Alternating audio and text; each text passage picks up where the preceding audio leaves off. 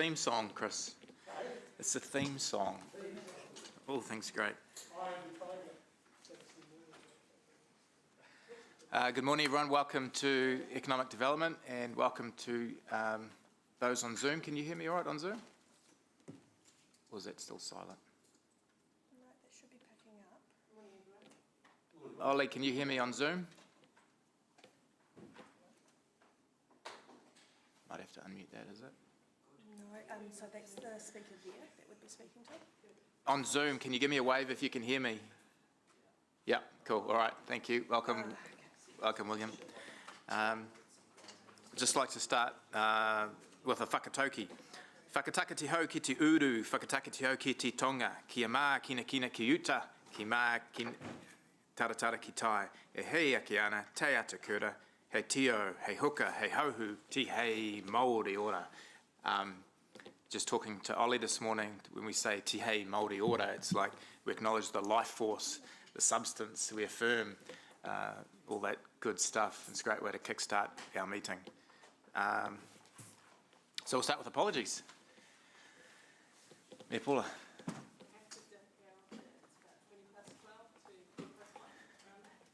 Okay, noted.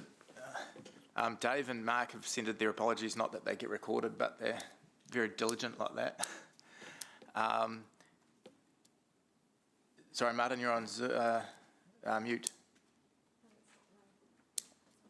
We just...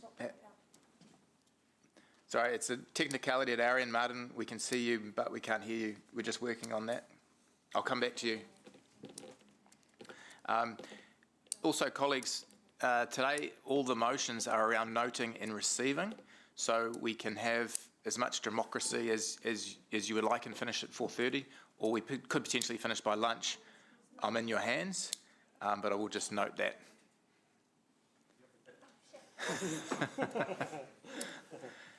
It's extremely faint. Hang on, I know the problem. There is one approval in the GM report. Slip that in. What's that, sorry? Lunch anyway, whenever we do lunch. Yeah, I'll second that. Sounds good. Can I feel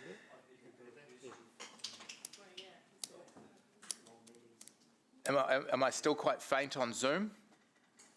Can you hear, or is it too hard to proceed? Oh, we can hear you now, Martin. Talk. I think we can, but there was some crossing. Oh, you cut out again. Amy, because obviously what we need, that's all.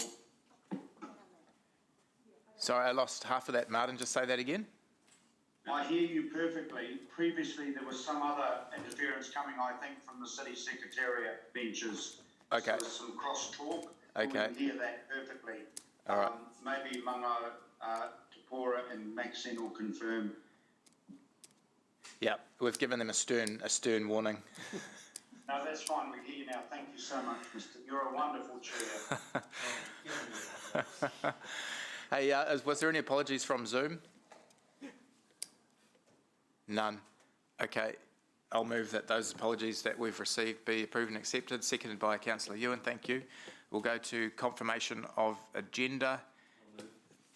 Moved by Councillor Ewan, seconded by Councillor Mark. Thank you. No public forum today. No declarations of interest. Confirmation of previous minutes. Moved Councillor Ewan, seconded myself. Right, we're on to item number 7, Te Waka 6 monthly update. Welcome William Durning, who's in Zoom, or he was. Good to see you back, William, albeit in different shoes. Thank you very much, Mr. Chair, and a warm welcome to my very good friends at Hamilton City Council. It's lovely to see you all, and it's been far too long since we've been able to catch up. I'm just mindful, Mr. Chair, that I've got 2 of my fellow members of the senior leadership team who, if possible, I'd love to have them also in attendance so that we can introduce them to the committee. Sure. So Suzanne, if I can get you, and Rosie, if you can just turn on your cameras, just so that the committee can see your lovely faces. Morena koutou. Morena. Lovely. Mr. Chair, with your permission, if I could maybe invite my colleagues just to introduce themselves very briefly, and then we've obviously circulated our quarterly stakeholder report to the committee for consideration, and then maybe we just have an open forum where if there's any questions they would like to ask of us, we can engage in that way. Yeah, certainly. I possibly have bypassed our staff liaison, Mike Bennett. I know he's on Zoom. Is there anything you want to say by way of introduction, Mike? No, I think really I just wanted to underscore that the encouragement that we felt with William and the team you're about to meet coming on board, and just the energy that's been put into a number of things that we'll talk about today that we're working on jointly. So it's really, really positive momentum that we're quite excited about on the economic development front. Fantastic. In your hands, William. Thank you, Mr. Chair. So if I can introduce the Industry and Sector Development Lead, which is Rosie Sprague. Rosie, do you want to just give a brief bio on yourself, please? Sure, kia ora koutou, ko Rosie Sprague tōku ingoa, mō Ngaro Wahia ahau, noho ana ahau ki Taupiri i Naenei. So I'm currently living in Taupiri, originally from Ngaro Wahia, spent the last, 12, 13 years actually away, mostly in Auckland, but have returned home for this great opportunity at Te Waka. So as William says, I am the Industry and Sector Development Manager, so looking at how do we bring industry groups together to identify common challenges and opportunities, and therefore how might we create industry plans where Te Waka can support them on their growth or addressing some of those challenges that they face. So currently primarily focused with the education, transport and logistics, construction and technology and innovation sectors, but currently looking at how we might broaden our focus in the next year. So I'm actually currently right now working on a paper for our board on what our focus might be in 2022, but that's a quick intro for me and what I do. Lovely to meet you all. Thank you, Rosie. Suzanne Lorenz is our Operations Manager. Suzanne, do you want to introduce yourself, please? Sure. So good morning, everybody. Lovely to meet everyone through this, level 2 stage, but we're still online. So my name is Suzanne, and I recently joined Te Waka as their operations manager. So I'm trying to, have the oversight over everything that's going on and all the magic that William and Rosie in particular are creating, and our whole business growth team over here. Have an oversight of that and try to make sure that everything runs as smoothly as possible and connect the right people and tie up all loose ends and make sure that everything is as easy as it can be. So often you'd see maybe myself on emails CC'd just so that I can maintain that oversight. Yeah. Thank you, Suzanne. And of course, if I haven't had the privilege or the pleasure to meet you, I'm William Durning, and I'm the Partnerships and Investment Manager at Te Waka.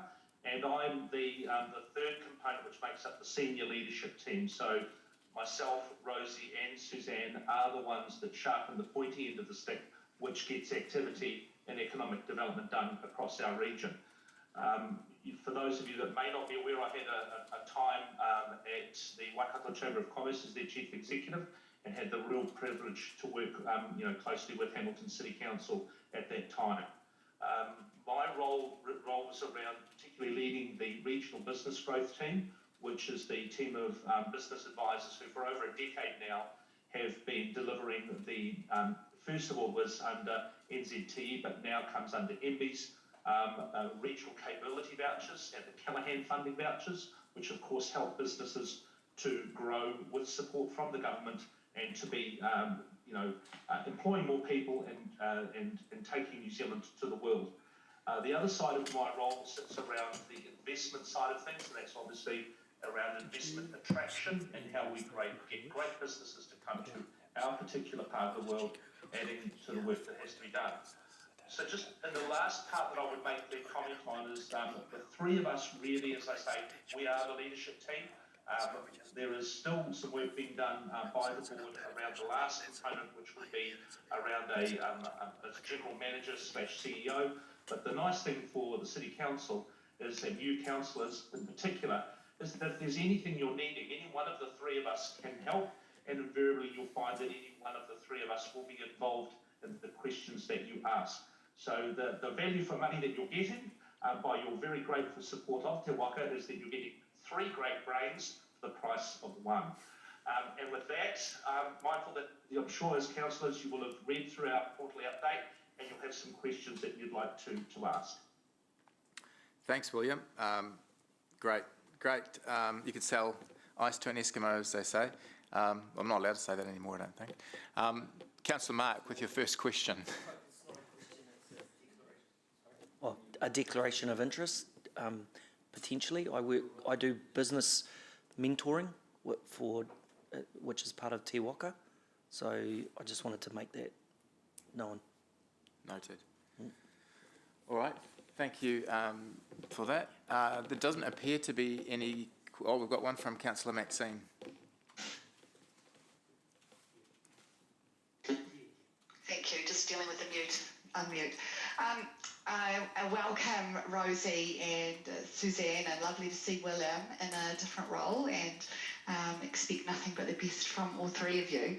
During the COVID lockdown in 2020, Hamilton City Council, through the chair, board, groups together of like interests, and Rosie, you talked a little bit about that in the work that you'll be undertaking in the future. So tell us a little bit more maybe about the next steps that you'll do to build on those early meetings and to be able to turn that into real future opportunities for those businesses and perhaps education and Hamilton. My turn to have challenge with the mute button.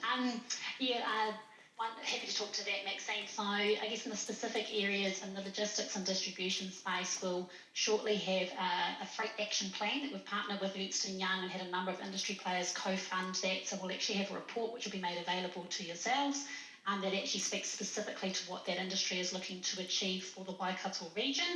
So that hopefully will be out before Christmas. We're in the final stages of drafting and rounds on that. So that will have a series of actions that as an industry they're wanting to progress, and Te Waka will have a role in supporting delivery of that. So that's in that space. In the education space, we've been very focused on the international education sector to date. But the plan is in the new year that we're going to bring together maybe 8 to 10 senior leaders in the education space to kind of do a bit of a reset post-COVID and come up with a new strategic plan in terms of where we're wanting to take the education space beyond not just international education, but more generally for the region. So that's in plan for early next year. In the construction space, we're mainly focusing around talent attraction at the moment. That came up as a really key issue for that sector. So looking to do a shared campaign around attracting talent to the region. And then in the technology and innovation space, they've actually formed a new entity, the Cultivate Trust, which we are supporting, where they are coming together and developing their own action plan, and Te Waka will have a role in supporting that. So those are the 4 underway at the moment.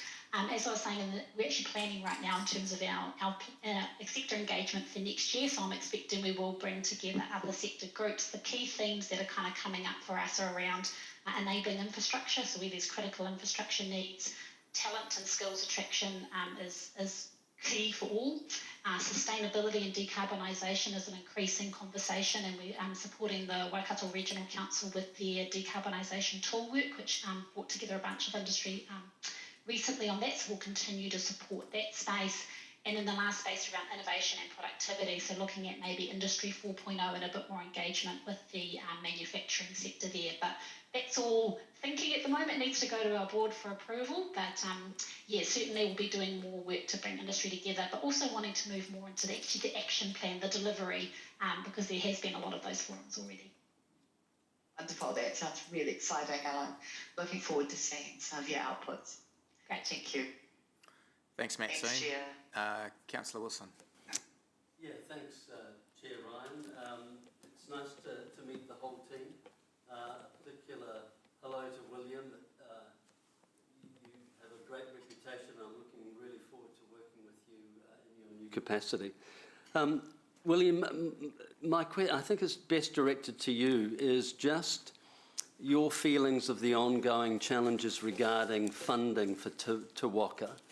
And also your vision of how you would be able to report back to the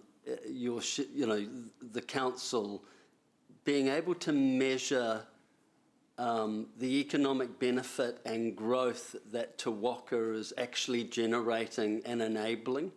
I know we get the quarterly reports, but I think one of the solutions maybe long-term for funding is if we can really clearly see where the growth is coming from. So I'd be interested in your expansion on your thoughts on that matter. Thank you, Councillor. Ewan, it's good to see. Well, good to see you as well.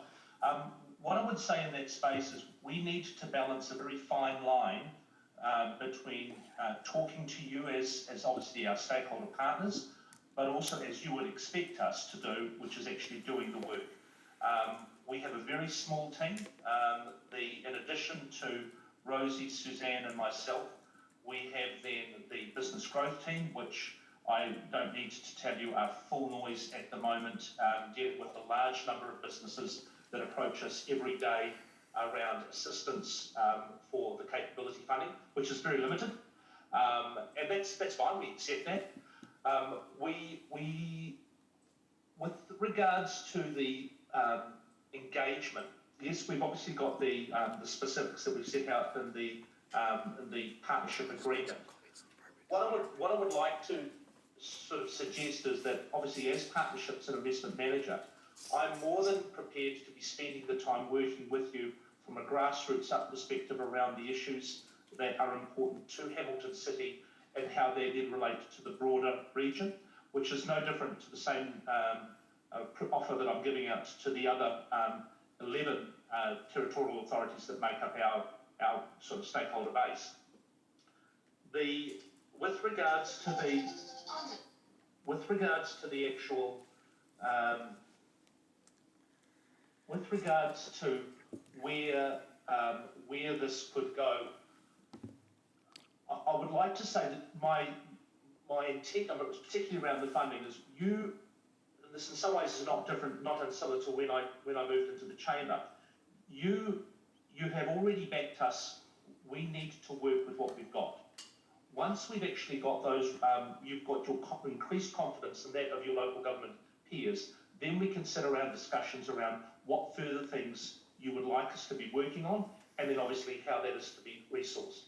So what I would ask in the initial stage is that if we are giving us the opportunity to work with you, making sure that the ability for us to engage with you, you share with us your frustrations and the opportunities are there.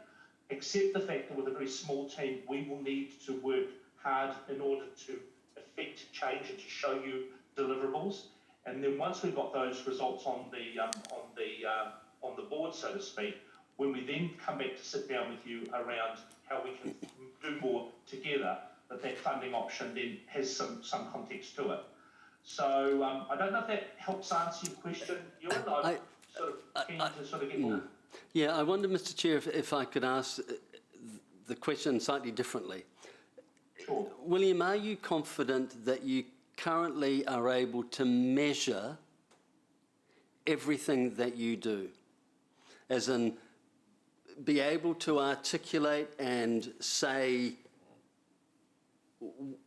this is what this activity of work is worth.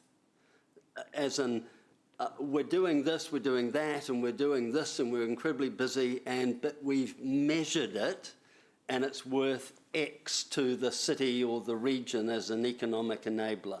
So my question is, can you measure everything you're doing? Insofar as a monetary output, I don't think that that's the way that economic development is necessarily being reported or regarded in this day and age.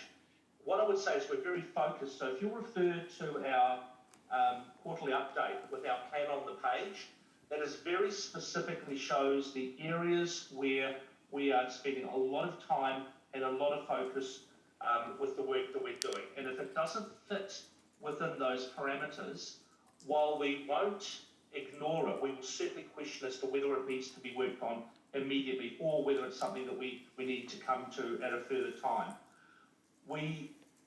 The there's a lot of work that we would do, for example, if I think in the space of business and industry growth, where we're sitting and working with businesses, helping them understand what the issues are, limiting their ability to grow, connecting them to partners who actually work with them to put in place processes and procedures where they can grow and develop. Now, that all has a value to Hamilton, for example, if those businesses are based in the city, but also if they're based outside of the city, Hamilton gets a benefit from the economic activity as well. So for us to sit there and actually put a dollar amount as to where that is sitting, right at this point in time, no, I couldn't give you that figure, and I don't think that that would be in our best interests at this point in time with the work that we're doing. What I would say is that you could have at any time the confidence to ask us about the specific PO or pillars that we're working to and what is that work involving. So, for example, in the technology space, that we know that technology is of key importance to the city. We know that the university has some key assets that help with enabling and growing technology businesses. We know that from a point of view of businesses that are already in the city and around the city, there are many of them that are in that technology space, and certainly from an ability to promote and encourage others to come here makes a lot of sense. So I acknowledge your need for showing that you're getting value for money and that your investment in Te Waka is a wise one. What I would say, what you're buying is absolute clarity, and the three of us have significant reputational risk that we put on the line to make sure that things are delivered. I can promise you there's a lot of work that goes on in order to get that focus right and to make sure the focus is the appropriate one. Thank you. Councillor Pascoe. Thanks, Chair, and welcome, William. Congratulations on your appointment, and welcome to Rosie and Suzanne. It's good to have you on board. I noted that now you're working with MB rather than Tourism New Zealand. Have you ascertained what the line of communication is in terms of how we and you could work better together? Because I think somehow that link has been lost in recent in the last year or two, in terms of bringing government funding to economically grow this region. And really, my question is, what does council need to do with you, and what do you need to be doing with us so that it enables you and us to petition the government for growth funds? Rob, lovely to hear from you, and thank you for the question. So, obviously, traditionally, the capability funding has been looked after by New Zealand Trade and Enterprise, and they were the ones also that looked after the business mentoring program. That all now comes under the auspices of MB. We will still be dealing with the New Zealand Trade and Enterprise team, but as I say, with the current contract that's up for re-tendering, and we are very confident that we will win the contract again. We recognise that there are other parties, including my old colleagues at the Chamber of Commerce, that are putting in a counter bid, but nothing like competition to make you raise your performance. So, Robin, in answer to your question around how can we work better together with working with government, what I would say is just keep us in the loop as you are trying to make moves to have discussions with government. My personal view has been that the more that we can line up a cohort of interested parties which all have a similar outcome that they desire, and if I use the analogy of a choir, we have baritones, we'll have sopranos. While those individual voices have some degree of impact, it's when you bring them together that it's more powerful. So one of the reasons why I was asked to consider putting myself forward for this role was the fact that I've got relationships already. So my suggestion is tell us what's important to the city, particularly in the way that you're wanting to work with central government. It's our intention to be having much clearer lines of communication so that as we can see that there is an opportunity where we can be a part of and bring along groups of people with a common outcome, maybe from slightly different angles, I think that's going to help in our work in approaching central government about opportunities that exist for us. Thanks, William.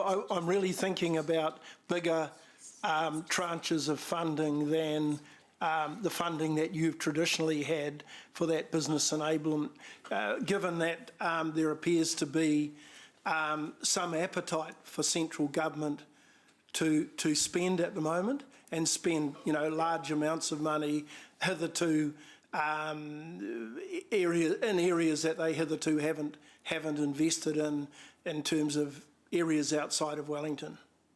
So what I can say there, Rob, is that we've already started that work and working with Kānoa, and obviously Kānoa is the new, effectively, trading entity which is looking after the Provisional Growth Fund, which was the initiative from the last coalition government. We're working closely with them around understanding where their priorities lie, where that collection of projects of significance that obviously the city put a lot of time and effort into articulating the projects that were important to them, and then gently seeing where we can continually keep those going. You heard Rosie speaking about the various sector groups and the issues that they raise. So that all feeds into those conversations. Think of us in some ways as being privileged to have a number of conversations with a number of interested parties and understanding where all of a sudden there is a common thread and where that common thread has the ability to be highlighted and raised and then executed upon in order to make it happen. So last question, will you work with us and other councils cross-region to make sure that we leverage off this as effectively and efficiently as we possibly can? Absolutely. You've got my personal guarantee that we will do everything we can to work in a collaborative way with all of our partners, and with us literally being around the corner. So for those councillors that may not be aware, we now have the privilege of being in a Perry House in the heart of the city. So it's a very brisk, carbon neutral 15-minute walk to Council Buildings. We're more than happy to see you come to our fine place. But we've got that ability to work with you. And we're already very excited with the opportunities that Mike and his team have given us, and we don't see that actually stopping. We'd like to think that it will get more profound and a deeper connection. Thank you. Thanks, Chair. Thanks, William. I think that brings us to the end of our questions. Blair was just going to add a few comments, and Mike, I don't know if you want to close out after Blair on this item. Thank you, Chair Ryan, and welcome, William, Rosie, Suzanne. Just so councillors know, I've been an advisor to Te Waka through the Merrill Forum, and I must say that it's a great pleasure to see William and the team and Rosie and Suzanne come on board to really add that strength to the resourcing of Te Waka. The other thing I'd also note is that the Te Waka board has been refreshed, and so there are three new directors who have come on to Te Waka. Lisa Murray, Cameron Baggery and Andy West. So Andy West will be known to many with his time at Ag Research and Lincoln University. Lisa Murray through extensive iwi Māori connections, and Cameron Baggery, ex-economic principal for ANZ Bank. So three very strong additions to the board, with the existing board members as well. So I think just endorsing what William has been saying, the board have got really clear focus. The plan on the page, which is included on page 31 of the agenda, I think is a great summation of the focus of Te Waka at the moment. And I think, as William has said, doing less but doing those things particularly well is key. The other thing I would add from a Hamilton City Council perspective is that Te Waka is going to feel the full love of Hamilton City Council through Mike Bennett and his team. And obviously Mike has got 2 staff members. Kate Harris has just joined us in the last few weeks. And so what Councillor Rob, you've talked about in terms of us working closely with Te Waka, we will absolutely be doing that. And really, and Mike will expand on this more in the General Manager's report, where we're now going into a proactive economic development space. So working with industry, working with the sectors and working with Te Waka to really leverage those opportunities for Hamilton, including things such as working in partnership to attract new funding from the government, leveraging the future-proof work, leveraging the other initiatives that we are doing as a council in the region. So thank you. Thanks. Mike, did you have anything to add? No, all good. Said well. Thank you. Okay, we'll move to debate. There is a formatting error on the page, but it is essentially just to receive the report that we've heard, both verbal and attached. I'm happy to move. Paul is happy to second. Is there any debate? Thanks, Councillor Wilson. Yeah, thanks, Chair Ryan. Look, I fully support Hamilton City Council's involvement in funding Te Waka. I'm of the opinion that anything that is good for Waikato is great for Hamilton. So I'm not as concerned that Hamilton's investment should be solely from the standpoint of what's good for Hamilton. I think we as a city benefit greatly from Te Waka's activity in the entire region. My line of questioning today is not meant to raise issues or even any concerns about our current funding or a threat of us wanting to continue that. My narrative is all about wanting to be potentially funding more, and to be able to fund more, I need to understand the activity and and the achievements that they are making. And although I take on board what William has said, I've always sort of agreed with the mantra, you know, you can't manage what you can't measure. It's a fundamental business principle, and I get the nuance of William's narrative, but from my point of view, funding longevity will be enhanced when Te Waka as an economic organisation can say, here are all the things that we're doing, and we've tried to measure it, and we believe it's worth this. Now, we as a city have failed miserably in our ability to measure a lot of the things that we invest in, particularly events, and we frequently are guesstimating, and we have really no idea of the economic benefits of some of the things that we do. And that makes us poorer because we don't have that intelligence. So I'm supporting it. I'm just sending a clear message. I'd like to potentially be involved in wanting to support you more. That will be a much easier argument if I can articulate to my colleagues, here are all the things that they're doing, and it's measurable, and and that would justify a desire to spend more. Thank you, Councillor Ewan. Councillor Martin. Yeah, thank you. And I just want to particularly welcome Rosie and Suzanne, obviously, to the Te Waka team. I was minded to ask one of my questions.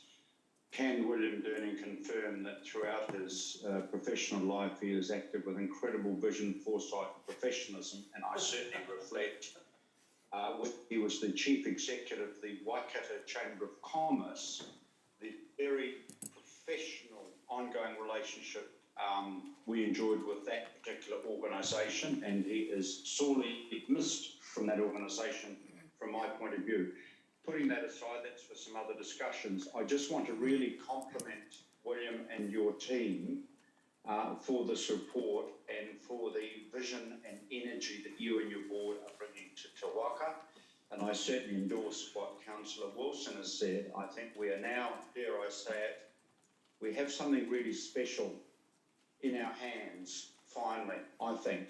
And I think, you know, certainly at a regional level as well. I just want to compliment you all very profusely on the work and the professionalism and the intellectual capacity that is now, I think, existing within Te Waka. So just basically great praise, and certainly acknowledge Ewan's point around the measurable outcomes, but obviously very clearly I want to be growing this relationship. Thank you. Councillor Mark. Exactly the same things. It's to hear Ewan use the term manage what you measure was something that my father always taught me at Donovan's Chocolates as well, was always, you know, when you've got a measurable, then you're able to manage it. But there's another bit that I'd add to that is data will always lead you to the truth as well. So welcome, William. Nice to see you. Can't wait to catch up and have a coffee and have a bit of a chat. But I love what I'm hearing, and especially enjoy seeing the the future potential growth for Te Waka, and how Hamilton or Waikato as a region can can grow in that space. So good stuff. Thanks. I'll just, Councillor Maxine.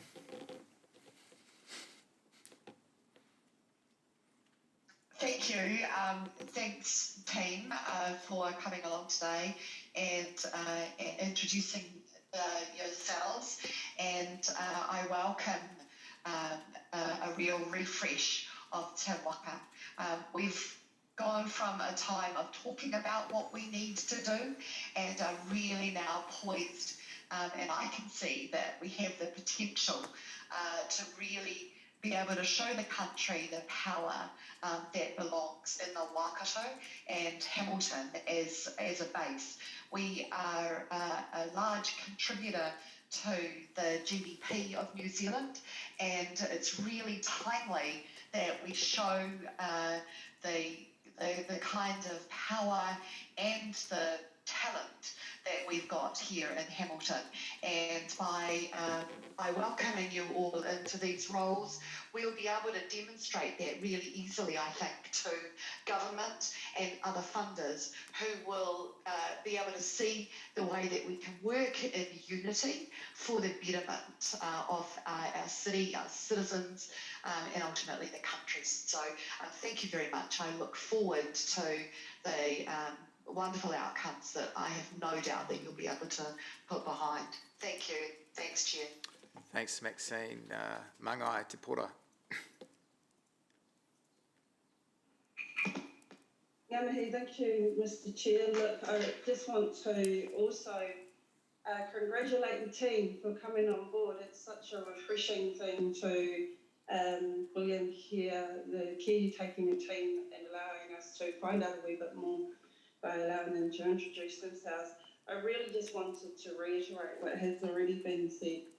Absolutely endorse the refreshing team that's come across, and really say that we look forward to, look forward to the journey ahead. I actually feel quite invigorated by a lot of the kōrero.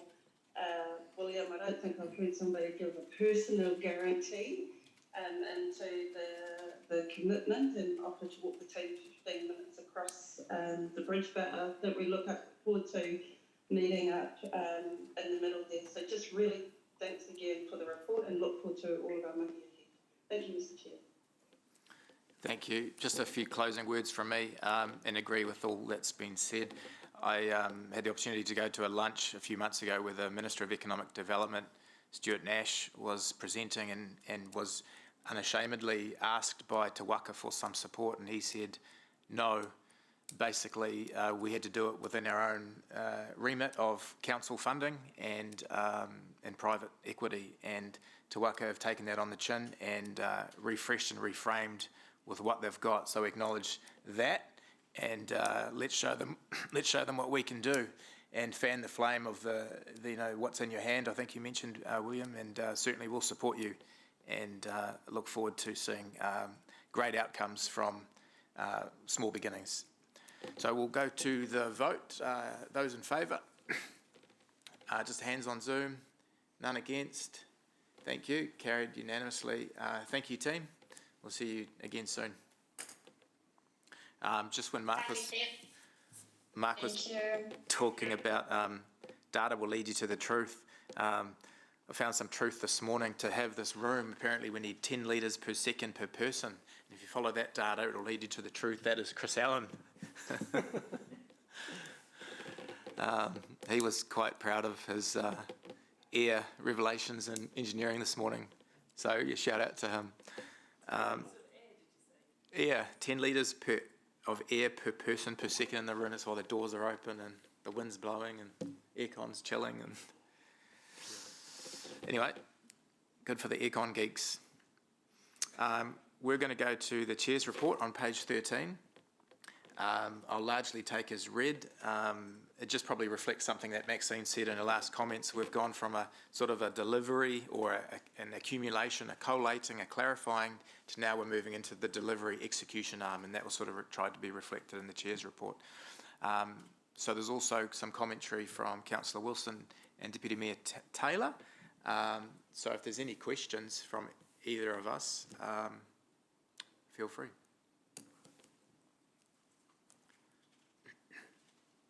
Councillor Pascoe. Yeah, thanks, Chair. I've got a question on the Tahuia train service. Some of you may be aware I've been asking for several months, both to Waikato Regional Council and through this forum, for some financial statements as to the performance of the Tahuia train service. As yet, I'm yet to receive one single bit of information, despite the fact that everyone says when I ask the question, yeah, not a problem, I can get that for you straight away. So I'm just wondering if through you, Chair, to Councillor Wilson, whether I'm best, and I'm not in any way criticising what's coming back here, whether I'm best to apply through an OIA for that information, or if there is a better way than asking for that information.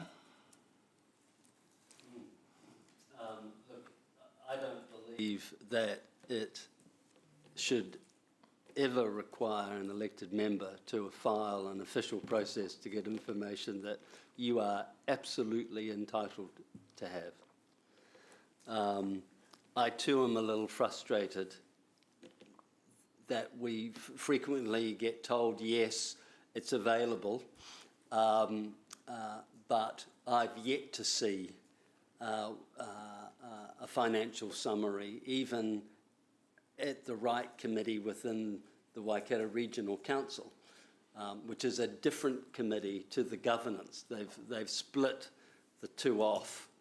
And so, look, since William has set a precedent about personal guarantees, how about if I undertake to give you my personal guarantee that before we break for Christmas, either by hook or by crook, I get you the financial summary.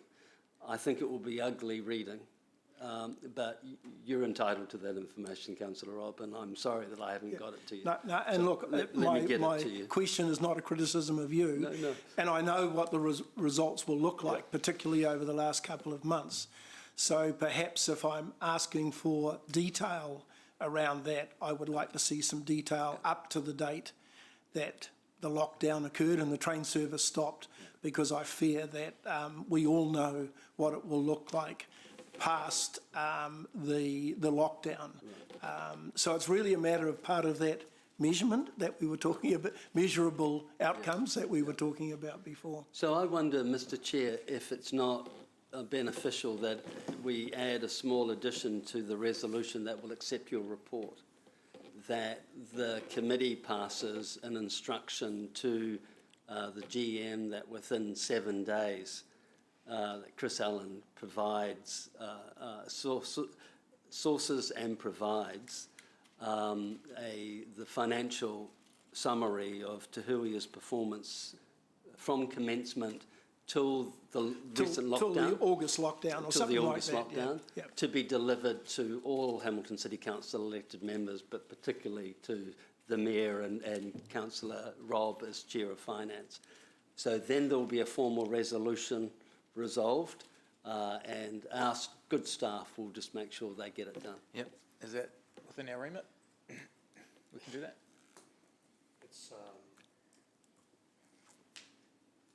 possible because of the Chair's report. yeah, I'm just not sure for the 7 days. I just don't have the... All right, then I'm happy to make it 14 days. I'm happy that it be an action item if it's not appropriate to be included in as a motion, but if you think it'll be stronger that way, fine. I'd prefer it to be in the motion, and I'd prefer to have a time frame. And the reason I'm now attached to Councillor Rob's position is I have in this chamber a month ago given my undertaking that I would get that to you. I recall Okay. being in another meeting, and we Okay. haven't done it. So let's get it done. Is 14 days sufficient?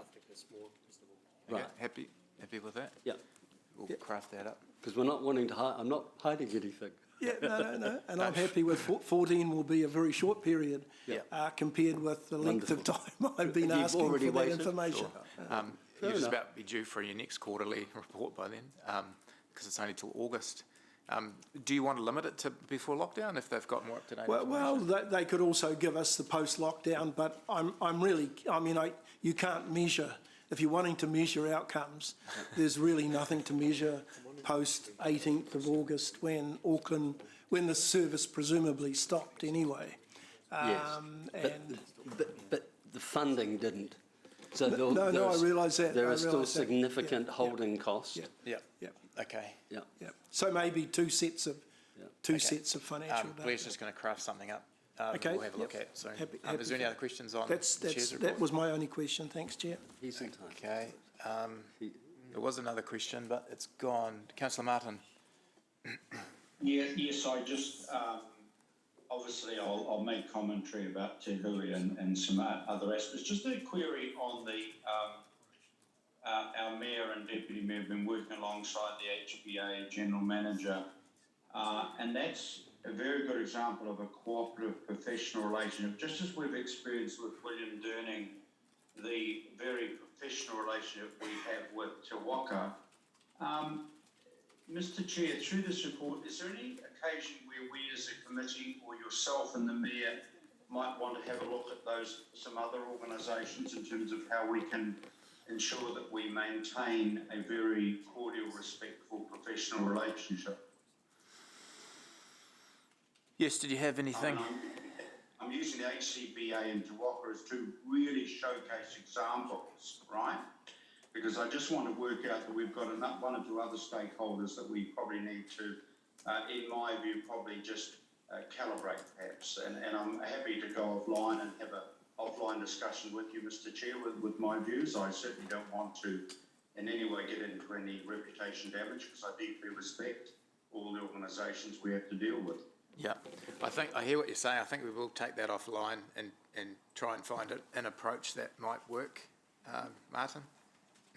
Yes, because, obviously for Te Waka, their board is responsible for them as the board is for the HCBA. But those are two really good examples. So, we've got some critical economic interactions, critical interactions from this committee, but I'm happy to perhaps further pursue that. But I just want to, perhaps in debate, just shout out to the HCBA. I think, and compliment the Deputy Mayor and the Mayor, on the initiative that they had, working with the HCBA, but I realise that's for debate. I just want to, can the Deputy Mayor confirm that this has been an excellent initiative?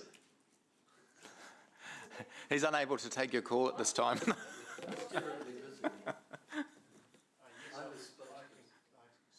Confirm that Councillor Gallagher and Mayor Paula and I have worked closely with HCBA and I don't really know what more to say. Thank you.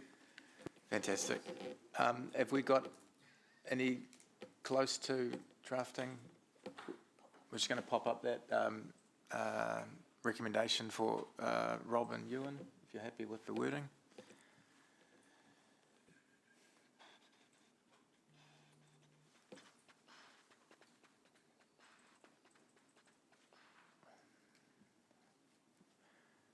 Requests staff and Councillor Wilson undertake to report back to all elected members within 14 days with the financial summary of Te Hui operation activities up to the date when services were suspended due to alert level changes.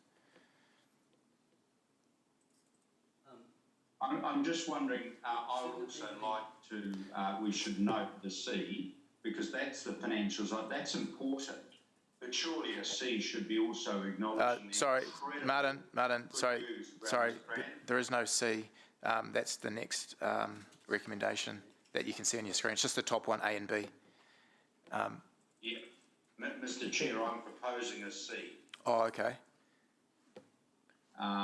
And that the committee note and help me with wording, Ewan, that the committee note the evolution of the service to the Strand, and something. I mean, I think I totally get that there's been a financial hit. I get that, but Ewan, please help me, because this is for a record. This is a historic record, and I think it's really important that we balance the.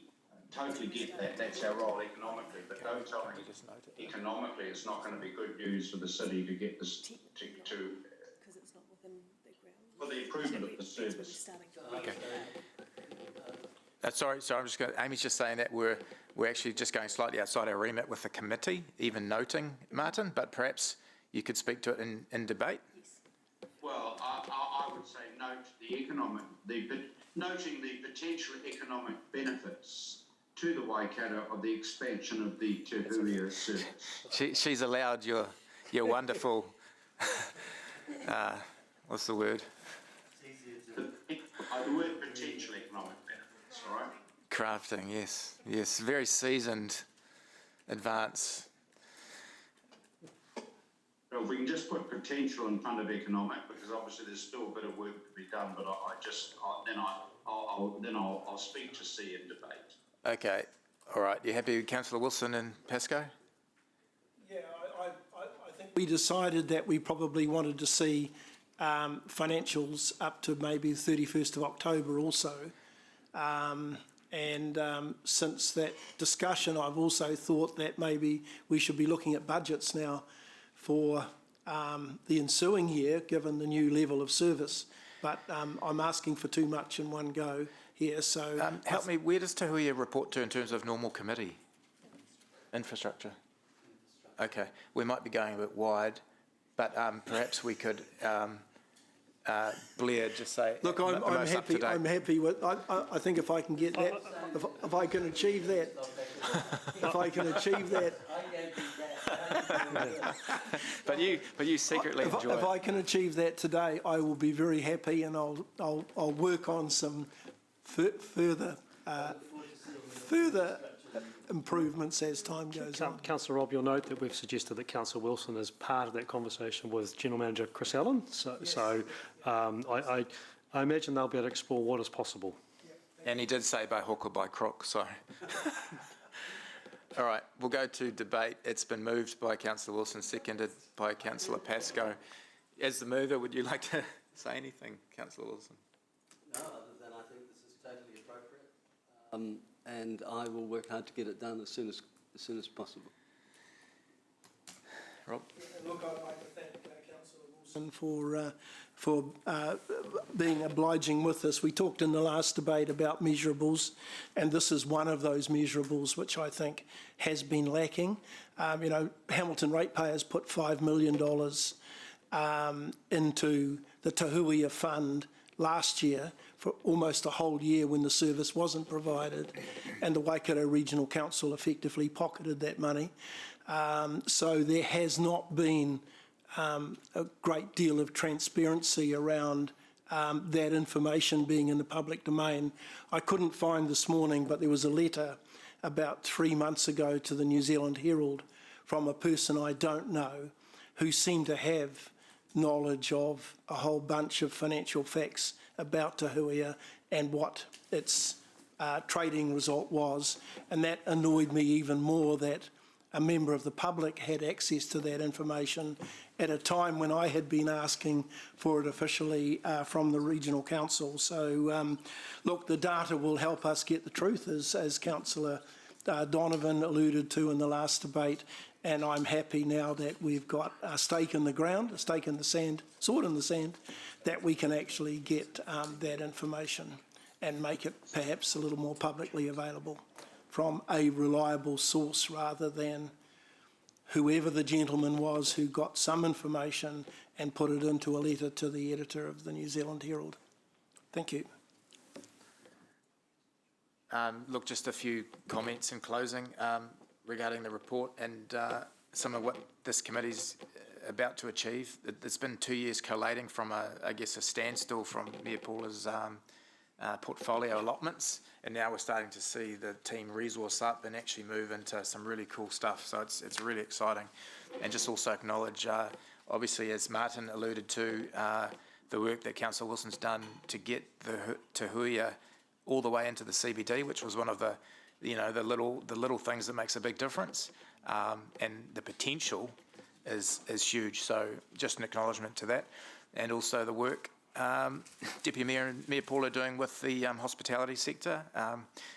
We're knocking on government's door every day at the moment with a whole bunch of requests, but surely we're going to get one or two breakthroughs soon. So I live in hope. Councillor Martin. Yes, and I think what we're dealing with professional relationships. Certainly the HCBA is a really good example to Waka. And with regards to Hui, if I can put my chair of environment hat on, if we're going to be doing costings and accountability, totally get that, I respect that. But that must be across the board in terms of the $1 billion that we spent on an expressway, correctly, in my view. But there's a whole range of things, and I would certainly make sure that we remind ourselves that Te Hui is a long-term project. Totally agree that you must have at all steps of the financial accountability.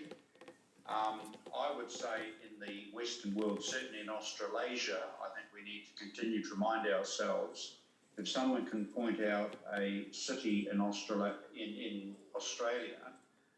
where you have a city heading towards 2 million and an Hamilton urban towards 200,000, but Hamilton Greater Metro 250, 300, where you don't have a passenger rail service in addition to your expressway connection. So I don't want to be too scattergun, but I think all I'm asking is when we look at the figures that we always, of course, retain perspective. But most importantly, I think that Councillor Wilson and McPherson and our team on the Te Hui group have achieved a breakthrough in getting this service to the Strand.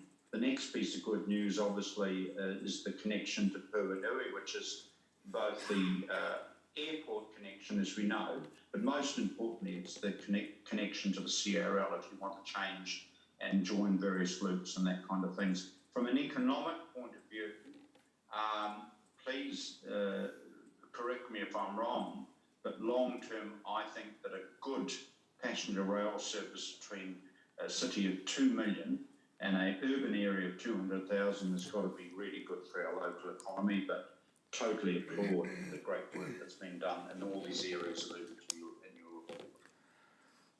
Great. I think we'll go to the vote. There's no other... Oh, okay. Deputy Mayor. Sorry, Chair, don't want to prolong the meeting. But I just do feel I need to say just a couple of things. One, I just want a quick congratulations to you because, as you say, it's 2 years, in the making this committee, and you've had to pull resources together. But I'm beginning to see all the strands coming together, all the work coming together. So great stuff. Secondly, I just want to echo Councillor Gallagher's comments about Te Hui. And Councillor Pascoe has made some good points. It has been quite hard to defend. We've all known that we need Te Hui, we need rail from Hamilton, but as we kind of expected, performance has been slow up till now, and it was really just a case, given the years and years and years where we haven't had decent rail and Kiwi Rail hasn't been funded well, it was always going to take time. And I think for the first time, Councillor Ewan's achievement in getting us through to the Strand gives me some real hope. It actually puts a bit of a spring in my stride, actually, because I think it's real. And so congratulations to Councillor Ewan and others who've been involved in that. And lastly, thanks to Mayor Paula and the great work also of Vanessa Williams at HBCA. Who knows, we're having a crack at it. The absolute crucial thing with that is going to be getting some tweaks to the liquor licensing, for operators. And I really hope, the government has been pushing through a lot of legislation quite quickly, or shadowing it quite quickly in over the past year. Surely they can act quickly to make a little tweak to the liquor licensing legislation, knowing it's going to benefit so many businesses. Thanks. Yeah, Paula. Thank you. I wasn't going to say anything, but I will add to that, and yeah, just add my thanks to the list in terms of what you've achieved from this committee that really started off as an idea, knowing that we have an economic well-being in the mix, and that we probably weren't focused as a governance team on the economic gains as much as we need to be. And when you look at those 1, 2, 3, 4, 5 bullet points, there's a lot of work actually going on, Ryan. So congratulations to you and Ewan for putting flesh on the bones of a really good idea. I think it was a good idea. I'm more convinced now with what you've achieved that it is an excellent idea. And just thinking ahead for the economic development portfolio, post-COVID, I believe, we'll have other challenges to rise to. Deputy Mayor Taylor has pointed out the hospitality one. That was one that we needed to be nimble and rise to, because it was a here and now problem. The work that we're doing around the endowment fund is exciting. There's so much going on in town and elsewhere in terms of, and businesses being attracted to Hamilton. We've still got the opportunity that we're working on in the background around a cove. For those who are listening, Centre of Vocational Excellence, and getting another head office and those kind of things here in Hamilton. We certainly are the right place for head offices, as Rabobank and others will tell you.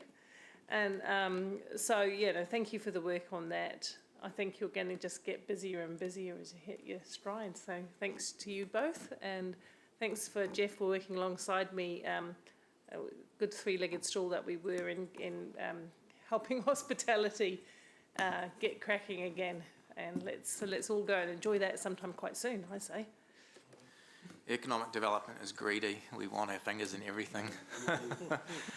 All right, thanks everyone. We'll go to the vote, which is to receive the report and the resolution around the financials as per previously articulated. Those in favour? Councillor Martin, Nangai Te Pora. Are you for? Carried, unanimous, thank you. Okay, we're on to item 9. I believe Tracy Musty will be joining us. Sorry, item 8. But yes, still Tracy. Welcome. Thank you, Chair. In your hands. Oh, thank you. Good morning, everybody. So this morning I'm bringing the Waikato Innovation Growth Leader of Expectation report to you. So as you know, every year we set out on behalf of Council to the Wiggle Group what we would like them to be included in their statement of intent and the work program for the year. So you'll see that that's attached. I just also would just like to take this opportunity just to mention a change in staffing over at Wiggle. So as you know, Stuart Gordon has been the CE there for a period of time. He's retiring this year, and they have just announced that Tony Giles will be replacing Stuart as the CE on the 1st of December. So some of you may or may not know Tony. Tony is the ex-CE of New Zealand Dairy Goat Cooperative. So he's coming from an extensive background in that space. Tony will also take on the role of New Zealand Melody Dairy's dryer and the board as well. So just an update on that. So I will take the report as read and happy to answer any questions. Okay, I'm happy to move, seconded by Deputy Mayor Taylor. Are there any questions for Tracy? None. We'll go to debate. None. Those in favour? Carried unanimously, thank you.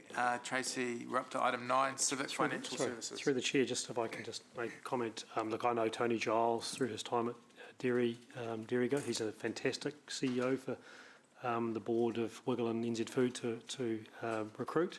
He comes with extensive knowledge of just the whole sheep milk, dairy goat milk industry. So I think if Stuart was to have a successor, then Tony is a fantastic successor. So I think for us as a shareholder and the majority shareholder, we should be extremely pleased. And certainly Barry Harris, the chair of the board, and the board have done an exceptional job in recruiting Tony. So I think through the chair, it's great news for us as a company that we obviously are own 70% of. Great. Item 9. Thank you. So again, just bringing the half-year report through for Civic Financial Services. And again, you would have noted in the letter that's attached to this report some changing in staff for them as well, and for their another Chief Executive Officer and board chair for them as in that space. So again, we'll take the report as read. Councillor Rob, did you want to move this?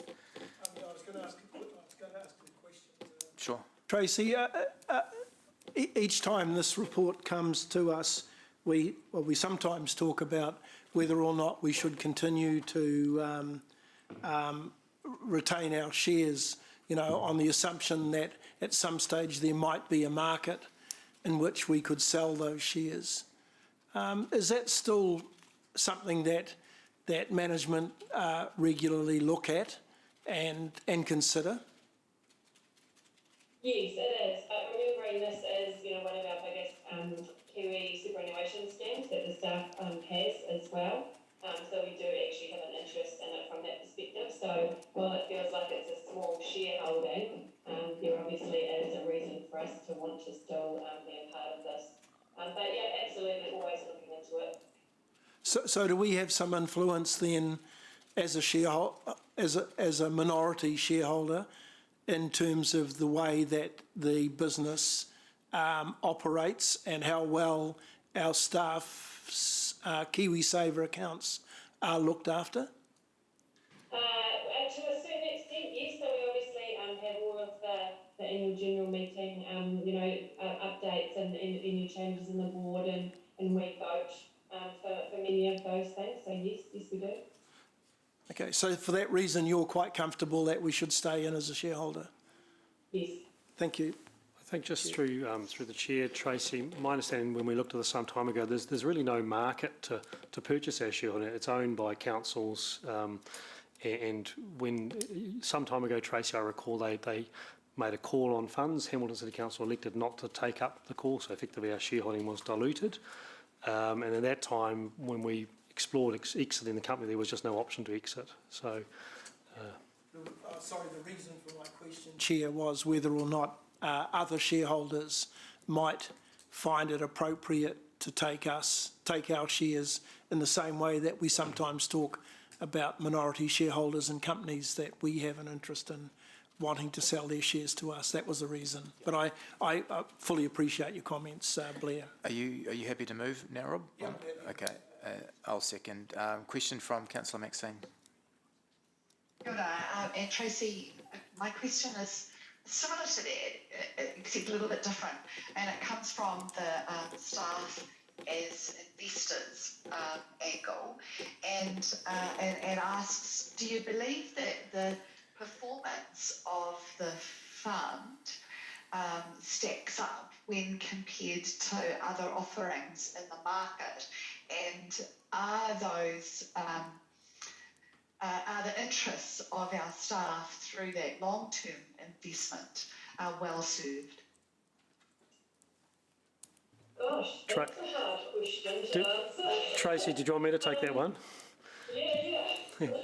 So I think Max and I can probably, I've certainly seen the correspondence. So what the company is deliberately doing is looking to minimise the charges that the superannuation schemes, the KiwiSaver schemes, face in terms of those the staff who elect to use the scheme. So my understanding is that the Super Easy, which is their scheme, is one of the lowest, if not the lowest, fee charging fund providers out there. So for council staff who choose to use a scheme, that benefit is there by way of effectively discounted scheme charges. So yes, I would say that the staff who elect to choose a scheme are getting a benefit from that side. Thank you, and I know that government have been looking specifically at fee charging and the funds that are used as the primary ones for those that don't elect I can't remember what it's called actually. Once you go into the fund and you haven't elected the provider, there are default providers, and that's been a really key part of ensuring the long-term value of your retirement investments. So that's really important, but also along with that the returns on funds. And I guess I'd want to have some real assurances that the best interests of our staff are at the very heart of the investment strategies and performance of those, and also some of the ethical investments as well. Not investing in heavy carbon emitting companies, the sale of illegal arms or just arms, and so just having some understanding about that would be really helpful. Perhaps that's something that I can talk to you offline about, Blair. Yeah, happy to have that conversation, and Tracy and I can pick that up with you, Maxine.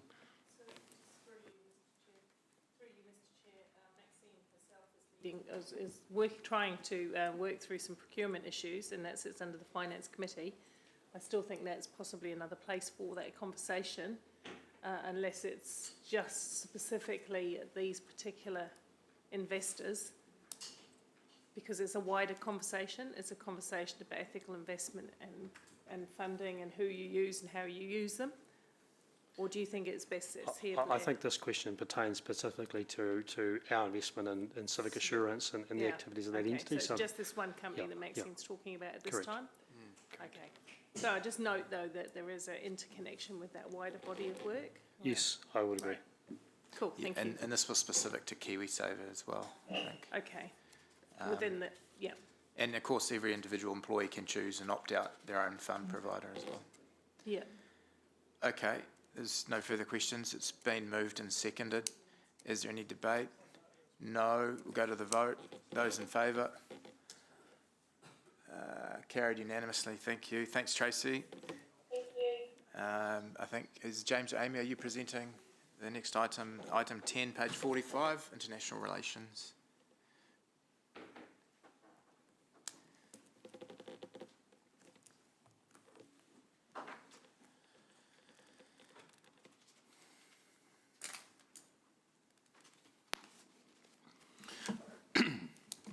Hi, everyone. So on the International Relations report, I will ask Amy to talk you through some of the key points in a moment. I'll just quickly touch on the Eastern Bridge contract first, which is probably one of the more significant parts of the report, albeit a relatively sort of small fiscal amount. So just to give a bit of background here, we've done lots of work over the last year trying to reinvigorate and reset our relationships, and we think that's been quite successful so far in this weird period of no travel, and trying to get it to a place so that when travel is back on the table, we've got something to go with.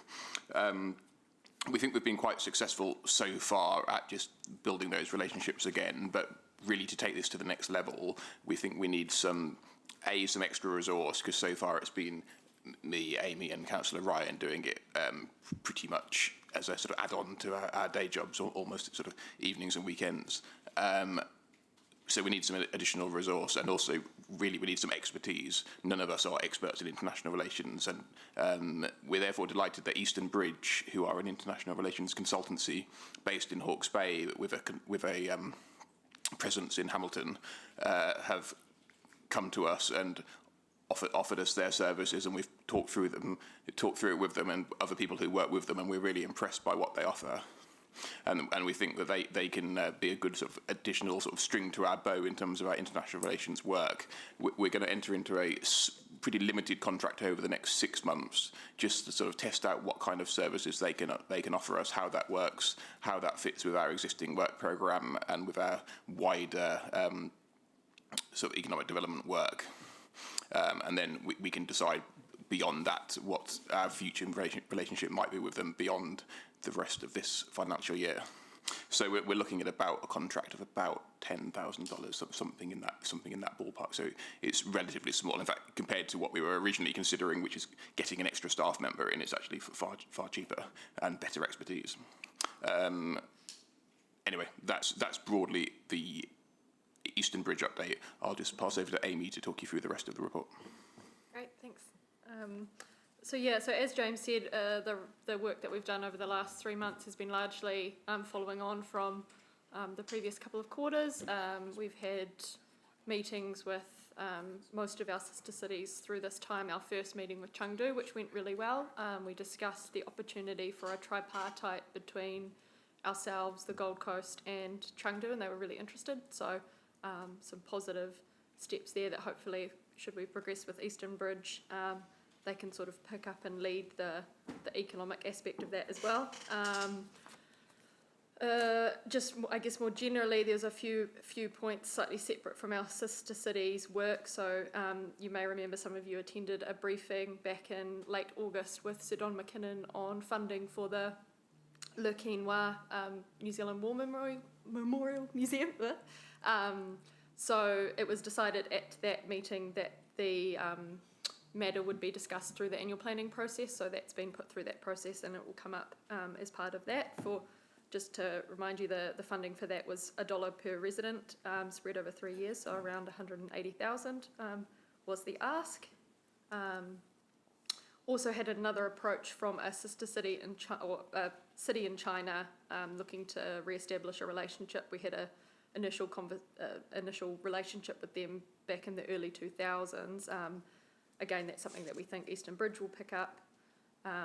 Through the GM's report, there'll be a discussion with Mike on the diplomatic study tour with some of the heads of the diplomatic missions.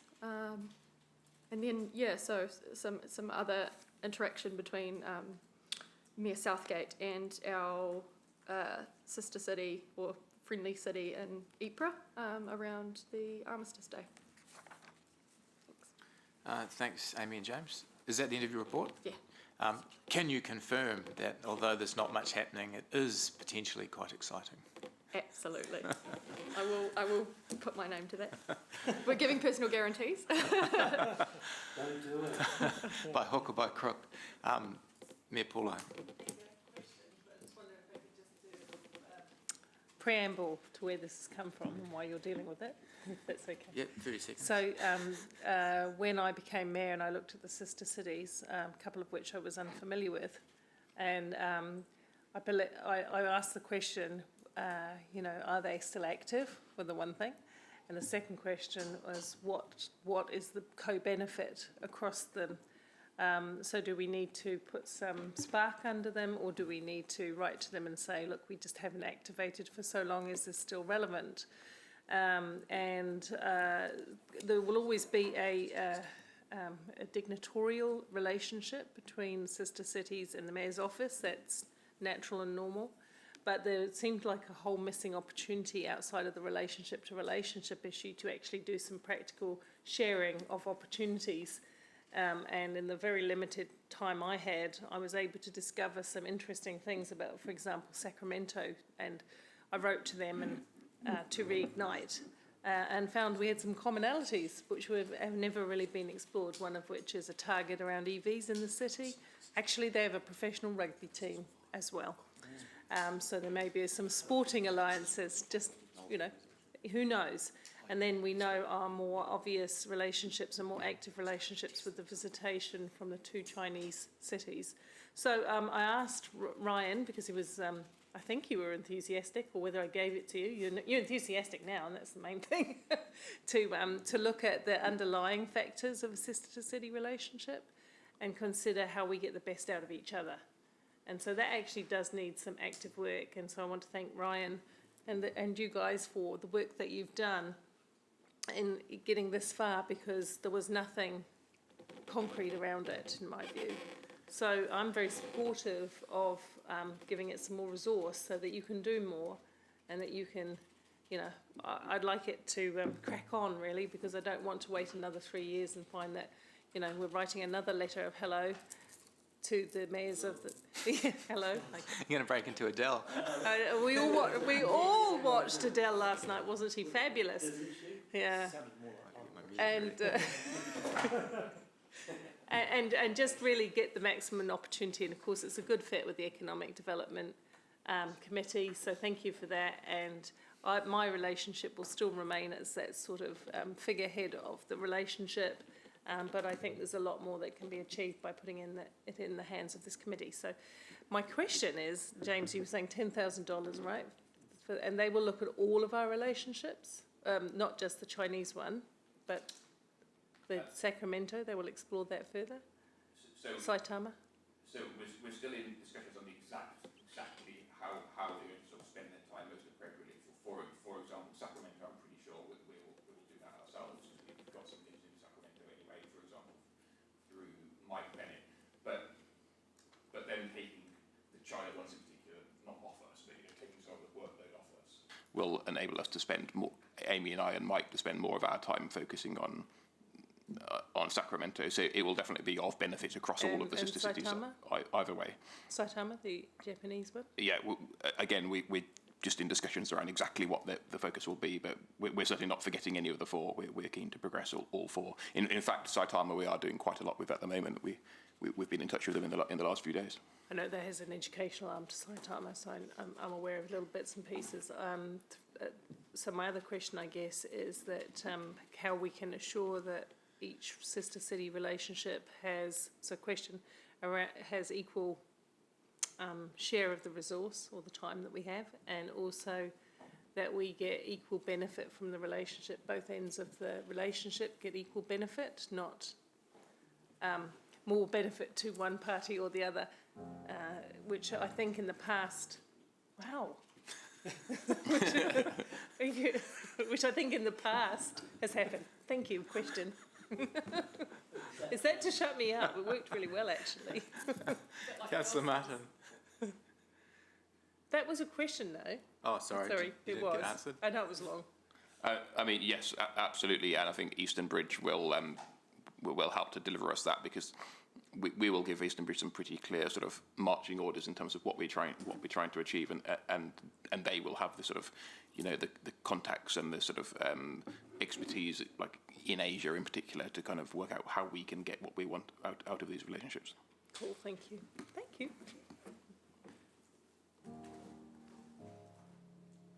Hello. Councillor Martin.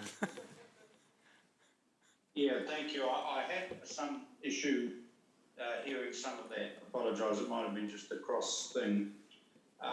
Very, very good report and great work that's been done. I want to come back to Eastern Bridge. So what is the sum we're looking at for initial engagement with them? Roughly $10,000. And we again, can you just focus? That they would be. Can you circulate I mean, obviously they'll have a prospectus. They'll have a record of what they've done, albeit they're only 6 years old, but what they've achieved to date. And I totally respect that the COVID is absolutely skewed these things, James. Yeah. So what they've done in general across the different. Well, what is significant? This is because obviously, as you all know, I'm in a better whole background, years ago, but this is a significant step, to the best of my knowledge, for council to engage an external party to help us and our local stakeholders. So what I want to tease out is the kind of expertise in the company and where the work, where they would be working. Presumably, would they be working, for example, with our economic, Te Waka and our other economic groups, and schools? Where would their stakeholder relationships sit, James? Apologies, I can't see you because obviously I can see your arm, but that's all. But that's life. If you can, you wave. Thank you. Thanks. Look, we're happy to share with you everything that we've sort of got, and I think you'll find it quite interesting. In terms of your question around like who will they work with, I mean, everyone is the short answer. We've got I think we call it our Sister City Steering Group, a group of sort of interested stakeholders across the city, education people, businesses, people with sort of cultural interest. So we'll very much be trying to sort of calibrate the work of Eastern Bridge with that existing architecture, rather than sort of starting from scratch. But yeah, we see it, as I mentioned earlier, as an extra sort of string to our bow. It's not like we're kind of getting rid of everything else, and now we're just handing over money to Eastern Bridge and say, go and make us an international relations policy. They're just going to add to our sort of potential. I can certainly see the logic, and what I would like is if you like a testimonial. If there's another city that we know, presumably that they've done some work, in terms of what their approach has been. Presumably there are some cities we can check, or you've done that. Yeah, absolutely. We've done that, and I'll work out what the most helpful way of sharing that with you is, and I'll do it. Yeah. Councillor Martin, it's Blair. Blair. Look, I'm happy that if you just work with James offline. Certainly, my guidance to James and Amy has been let's just walk before we run here, and I think James and Amy have done their due diligence. And I think that's exactly what James is outlining, that we want to work with them initially to see that they can deliver the outcomes we want, and that's why the quantum that James is referring to is a relatively modest amount, so we can before we commit to anything more substantial. I'm certainly not querying their concept. I think potentially subject to them having deep intellectual and a degree of analysis, particularly in China. Obviously, there would be. One would hope their team would have a capacity to understand and interpret, all those developments in China. But I thought I heard the Mayor talk about equal. I may have misinterpreted the Mayor when she talked about equal treatment of sister cities. I may have got that wrong, because it seems to me that presumably part of this analysis, albeit we've after all these years made some contact with Sacramento. But the reality is it may be that in the end it's the two China cities and China that becomes, I don't think all sister cities are created equal necessarily in certain areas. And I'm just wondering, James, in terms of getting some sense of where we can get real economic return, will this group help us in that? Because, for example, Sacramento may not have potential at this stage, certainly. And what does our ongoing relationship with Chengdu, Wuxi, potentially other cities look like? What does our ongoing relationship with Saipan look like economically? Yeah, so absolutely we see economic potential in the relationships with the two Chinese sister cities. I mean, one of the things that we've learnt over the last year is where, the different relationships kind of are stronger and weaker. For example, with Japanese sort of sister city traditions, they're not really about economics, they're about cultural links, sporting links. So that's where the Saitama one is very much heading, whereas the two Chinese sister cities, we think there is more economic potential, hence excitement at working with Eastern Bridge, who will absolutely sort of leverage those to the best of our abilities. No, that's fine. I'll come offline. I think it sounds really positive. Great. Are there any further questions for James or Amy? If none, I'm happy to move. Seconded by Mayor Paula. We'll go to debate, if any.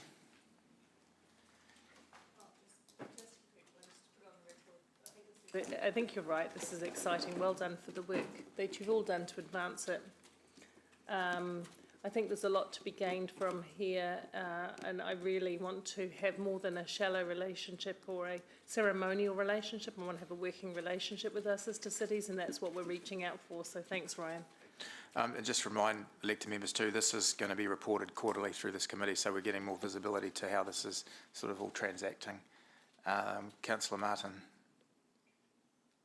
Yeah, thank you. I certainly acknowledge this particular work, I think, and great shout out to the staff team and the Mayor's Chief of Staff as well, obviously, in terms of the Mayor's office. I think this hopefully is taking our relationships with sister cities to, dare I say, at the next level. And obviously there are different levels. And for example, we have a special deep relationship with IPA and obviously very interested in pursuing the Le Connoir interconnection there. Obviously it's been mentioned, but at least this report, it's not just about economics, it's about a whole range of stuff as well. So I'm really pleased from this report, and I want to compliment the writers because I do think we're now shifting this relationship, to, dare I say it, to the next level, which I think will have overall benefit to all of our residents. Thanks. Councillor Wilson. Yeah, thanks, Chair Ryan. Very pleased with the work done. I'm particularly excited at the opportunity to support during the annual plan the request for some contribution to Lukenwa. I believe there is a significant connection between the City of Hamilton and the events that unfolded in Lukenwa, and I look forward to talking to my colleagues about that, and this was part of that original report. So I look forward to that opportunity. In terms of the sister city, I thank yourself, Councillor Ryan, and the Mayor for wanting to, give it a good shake again. I recall in either my first or second term, going back 20 years, that we did give it a bit of a shake, and you need to constantly shake the tree. I think the one learning, which I think everybody's agreeing, is sister cities' relationships are not all the same. And I think James is right articulating that the Japanese approach is very much cultural exchange, school children, that's where they see the value. The Chinese are very motivated around business, and business. They are particularly attracted if it's to their advantage, and you have to be very mindful of the intellectual, the IP and the information that is shared. And that's all fine as long as you're mindful when you go into those sorts of things. And I do raise the point that my experience with these is you've got to remember the Communist Party funds each of the cities to do these annual trips. So if you're a city in China, you are desperate to get sister cities, because once you've got a sister city, the communist government allocates you the funds for you to then get your group of 15 delegates to travel, and they'll come for 5 days, and it's all very financially driven. So you've got to remember the basis of how they do their funding, and so that's really helpful. So I would question the need for multiple sister city relationships in China, and I would, because fundamentally the Chinese, it's about long-term relationships, and you start to derive a benefit after 20 or 30 years. So I just qualify that. So, but I fully support the initiative. I think it's worthwhile, but I'm glad we've got an open mind. Thank you. Councillor Mark.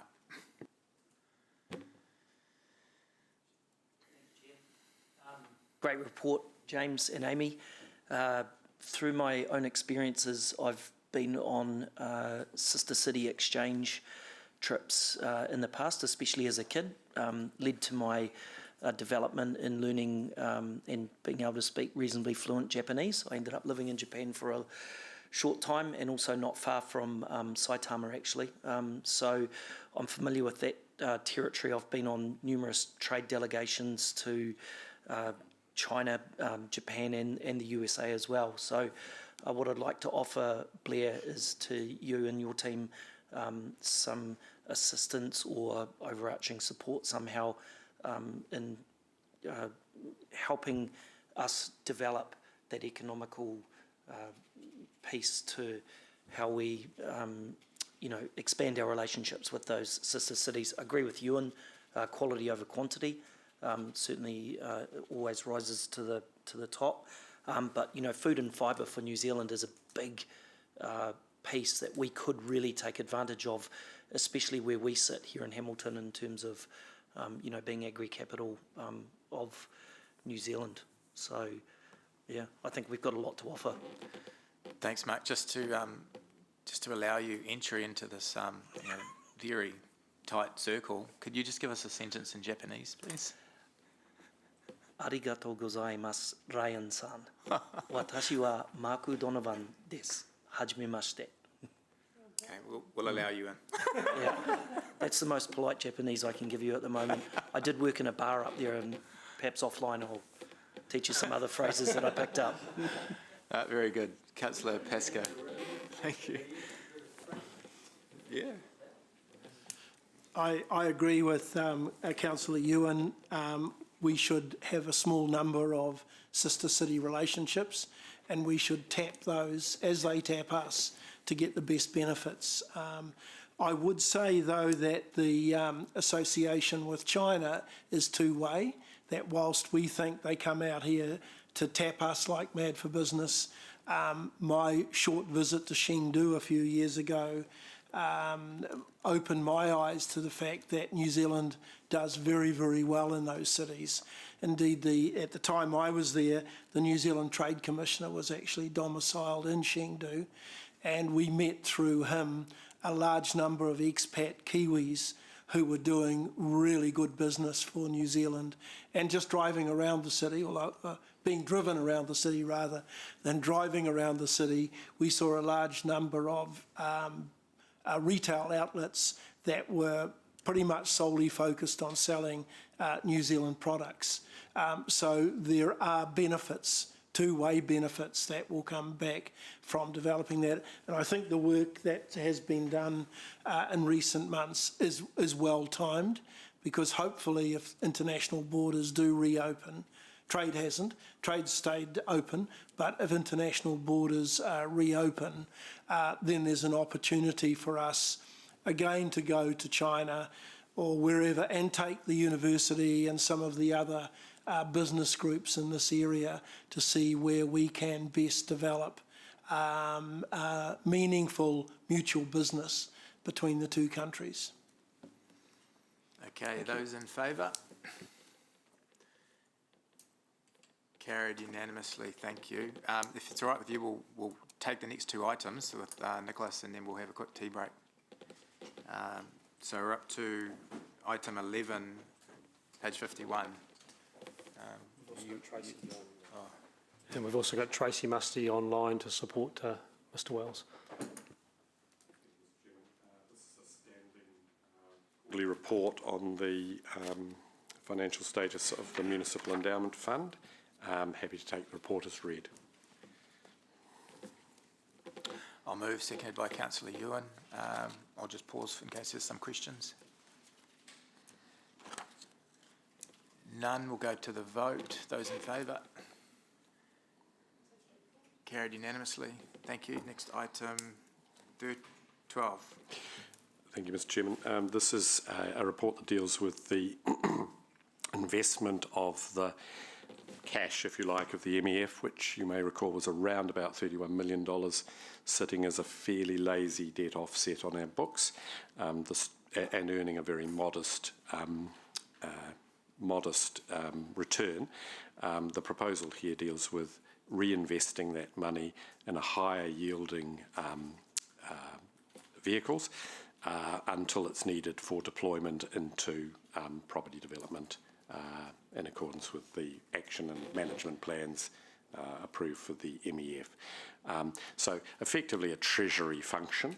Now in Tracy's court, we've received advice from our Treasury advisors, PwC, and we'll be investing in accordance with the advice received. But Tracy can answer, I'm sure, any technical questions on that one. Just for the wider group, Nicholas or Tracy, could you just articulate or give comfort to everyone to know that you don't invest all the amount, it's only a percentage and it's split, so it's very safe and secure and etc.? Yes, so the risk profile is one of the features of this, and it's certainly not a case of placing all our eggs in one basket. We're investing in a variety of vehicles for a variety of terms at a variety of risk profiles, so that risk is spread in a way that is acceptable. But as I say, Tracy can give you detail on the specifics of that.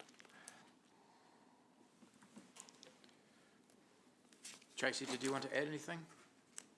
No, just backing up what Nicholas has just said. So obviously the portfolio is included in this report, so that will be what we'll be working on and working again with PwC guiding us along those lines. I think through the chair, the only other point I would just draw everyone's attention to is just in the risk section. Obviously, as Nicholas has said, that moving from purely debt offset to higher earning potential, there is an element of capital movement risk, and so one just needs to note and acknowledge that risk is there. But as paragraph, I think 16 of the report outlines, and as Nicholas has said, there are a range of different both term deposits and managed funds that will be deployed to invest the funds. Question from Mayor Paula. If I might too, Nicholas, in terms of the economic arena that we're in at the moment, how often will we receive advice about adjustments to our funding portfolio, given the relative risks of COVID and post-COVID recovery? We're going to have to be a bit more nimble, I'd imagine. I see that global investments are picking up a weeny bit now, and we can have some confidence in that. What else should we be aware of in terms of properties? Not too bad, but yes, there's a few things that are really taking a nosedive at the moment. yes. Perhaps Tracy can answer that question. So I guess as Councillor Ryan Shirong, just mentioned before, these are spread over different types of investments, and it's exactly that, to cover each of those various things that will happen. So just like I do with PwC and Treasury, and look into and talk about Hamilton City Council's policies and what we're doing, we'll be doing the same with the MEF kind of fund as well. But again, as Blair alluded to, there is always going to be risks associated with whatever we do. The hardest part is, I guess, how long is the term for some of these investments and locking and loading. And as you know, with any kind of fund that you are kind of entering into, it can be good for a month, it can be really great, or it could be really terrible. So I guess that's what we need to kind of make sure that we're really clear on, is we're in it for the long haul, and what are our intentions and what do we actually want to be doing with this. Yeah, interesting. We are in it for the long haul, and yet we are looking to use it in the medium term. So yes and no to that one. So, I agree. So overall, we would take a reasonably conservative portfolio, given that we want to use it, and we're not like saving for 100 years. We're hoping to reutilise this and get returns, and then reutilise it and get returns. Right? That's the. So, Mayor Paula, paragraph 16 talks about a mix of balanced funds and then sort of different terms of term deposits. So I think that recognises for the staff that there's access to funds on a periodic basis for opportunities. Mm-hmm. The reference to balanced funds, really, they're very commonly held. These are effectively professionally managed funds that have a range of different risk profiles, and again, working, as Tracy said, with PricewaterhouseCoopers, you can choose growth funds, you can choose conservative funds, and so the balanced fund is sort of trying to take that middle ground. So there's a level of risk, but there's equally a more moderate level of return. So it's, and again, they invest in everything from cash funds to New Zealand and overseas, share markets through to property. So there's a range of investments that make up those funds. So I think the aim here is that council is seeking a higher return. With that comes a slightly higher risk profile, but equally it's access to cash for opportunities that we as a team would bring back to this committee for investment into property opportunities. And so all of those factors are what Mr Wells and Tracy Musty are balancing in terms of their investment considerations here. So as a council as a whole, since we haven't really had the chance to get into this since lockdown, but we're coming out now, so traffic light system and all sorts of other confidences will change. Will we get an update on that and just test out our risk appetite? And you're talking about liquidity as well, so are we going to test out where we want to sit with that, or just when would we expect to know? So I haven't asked this question for a while. No, I mean, I suppose a lot of that information will be presented as part of the quarterly updates. So you'll see movements in interest and the financial aspects mirrored in the accounts as they're presented to you quarterly. So updates assumes that we get told, when do we engage in a more iterative conversation as a council? Is there an opportunity for that, or is that? Well, I think, Mayor Paula, the policy that the staff are working under is where that conversation has been had in terms of the endowment. Yeah, well, it has, but the world has changed. That's what I'm saying. So when do we dip in just to test where we're at with that, and make sure that we are? I mean, that's proper due diligence, isn't it? Just ask the question: when do we test that? Given that we're not in the same world we were 6 months ago. So I think what I would say to that is we're putting in place the foundations that will enable us to invest in the way that was envisaged when the plan was written. What we haven't done, of course, is gone the step further to make those investments. But when we are looking to withdraw the funds and invest them in the way that we are intending to, then there will be a full due diligence process carried out, and that will be reported through the Municipal Endowment Fund Working Party, and then ultimately a council decision. I just wondered, Tracy, if you could also jump in here to answer Mayor Paul's question in terms of the nimbleness of the environment re-COVID. You meet with Treasury regularly and make adjustments according to that. Is that correct? Yeah, excuse me. Yes, so I meet with Treasury once a month around that. But what I'm hearing and what I just heard Nicholas say is we actually haven't gone and started any of this yet. So I guess it's a perfect opportunity to just regroup with that working party and just I guess double check that we are still comfortable with the decisions and the portfolio kind of I guess the strategy that they had put forward and be okay that they're okay with carrying on with what our intention was. So probably a really good time to do it right now before I go and start making those investments as per advised. So more than happy to take that on board, Paula, and do that with Nicholas and the working party. But if I'm the only person who feels that way, but just I think it was a question worth asking. Absolutely. Councillor Rob. Yeah, thanks, Chair. I've just got a very quick question, and that's around liquidity. I note in paragraph 16 you're talking about 3, 6 and 9 month term deposits. That's not part of a managed fund process, is it, where the liquidity, where the funds might be more liquid?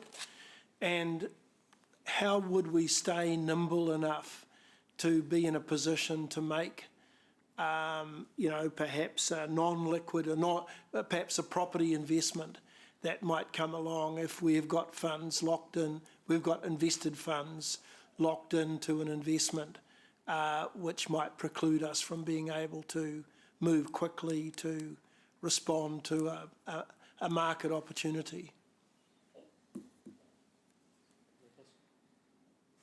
I don't know, I was asking, I thought Tracy, Sorry, Nicholas, yeah. Yes, I don't know the answer to that question. I will have to defer to Tracy on that. I mean, that's always going to be the risk of putting, these sorts of things across it. So I guess that's part of what the working party is setting up to do and trying to set it up as much as we can looking into the future. But again, that is part of the risk and that you might have to wait because it's on term deposit for another month. Hang on, Tracy, just to clarify on that, with the way it's structured, we've always got some cash in reserve to enable us to do that. Absolutely, yeah, absolutely. So it's just if there was anything bigger than what we have currently that you wanted to go ahead, you might have to just wait for that. But again, it's just being aware of that when you're going in to make those decisions. I actually, sorry to interrupt, I don't think we could because our maximum investment as per the policy is $10 million. And so I think we don't ever lock up all of that $10 million anyway. So there's always, according to our policy, we should always be ready to go. We should always have that reserve, as I understand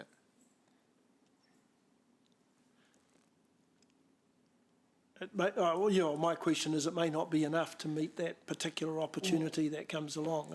No, but then we're already, the frameworks have already been established for I that. guess in developing the policy, the group that is helping manage it on behalf of council needs to be aware of what funds we have not got liquidity access to if we needed those funds within a short period of time. And I think you'd report that as a dashboard regularly, Nicholas, through the committee, and would have. Yeah, yes, we would. I mean, I suppose bottom line here, it's a bit of a compromise between investing and having the funds available for deployment. And there's an element of crystal ball gazing about all of this in any case. But if we can get a reasonable foundation that enables us to move quickly when we need to, and yet spreads the risk in a way that is comfortable to the council, then I think we've probably hit the happy medium. Yep. No, thank you. That's fine. Look, I think just listening to the conversation, I mean, obviously we've been very conscious that there's been some of the views that staff have been hearing is to get on and get a higher return and get this invested, but equally picking up other comments, we need to understand risk, make sure that our investment is prudent. So I wonder, Tracy and Nicholas, whether we come back with an initial recommendation of what our first move is and is present that to the working party. We're very conscious that under the policies that council has, it enables staff to go away and do this. But equally, we want to make sure that we're nimble and we're moving ahead, but we want to take you on the journey as well. There's a lot of money at stake here. We want to invest it in a way that's balances all those considerations, but equally falls within our policy parameters. But I'm conscious that every week that we don't move this, we are earning the 0.3% return, and I guess the desire is to get a slightly higher return, but equally that does bring some additional risk. So we're trying to balance those two factors. Councillor Maxine. Thanks for that, Leah. I think also, I wonder if we could have a bit of an understanding of, I talked earlier about ethical investing, and just to have an understanding about what our policy is with regards to, I think specifically, the carbon and trading and weapons, etc. And it's likely to be other topics that we would want to avoid investing in, and the fallout that might happen if we're found to be chasing a great return at the expense of other communities or even our planet. Thanks, Maxine. Tracy, just on Maxine's questions, do we, in our investment and liability policy, do we have any guidelines around that, the ethical investing component?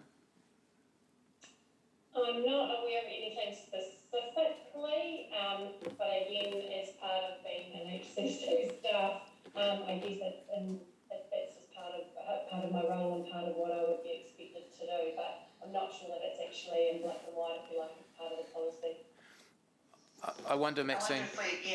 Is there an opportunity to be able to explore that and to put down some specific principles around the way we invest? Yeah. No guns, no porn, etc. No child labour, no carbon burning investment, all of those kinds of considerations. And there's likely to be a set of standards that are adopted widely that we could review and adopt ourselves. Were you happy we just take that away as an action, because that'll be a general council? Yeah, absolutely. That is, yeah. Thank you. I'll do that. Okay, I've moved, seconded by Councillor Wilson. Is there any debate? Look, I'll just say quickly, at the moment, with the current default setting that this fund's been sitting in, it's actually costing us council money, and so prudent investment is going to actually deliver us a return. I think I worked out, if you take 33 million and compare it to, the average returns, we're actually losing about $40,000 a week in potential. So, well, no, it's $40,000 a day. Like, it's a massive loss. So we really need to be prudent and good stewards with this fund. So happy to continue to progress this. And to colleagues, there's a really robust framework around this as well. In PwC, we pay for it. So, yeah, I can give you some assurances here. Councillor Ewan. Thanks, Mr. Chair. I just want to support your comments. This council, I think, made the right decision by pursuing this mechanism, and part of the mechanism was to create a working group that was engaged and required to go out and bring in expert advice. I remind the committee that this working group is made up of the the chair of finance, the deputy mayor, the chair of economic development, and of course the mayor is ex officio and is welcome at every meeting. We have sourced and received excellent advice in terms of risk and strategy. I'm mindful that this hasn't been rushed. It's been slower than I would have liked. It's taken us, where are we? We're 2 years into this term. We're within sort of 8 or 9 months since we created the working group. And this is all because we've been going through these processes trying to make sure that it's robust. And at $40,000 a day that we have potentially forgotten in upside, it's not been an inexpensive wait.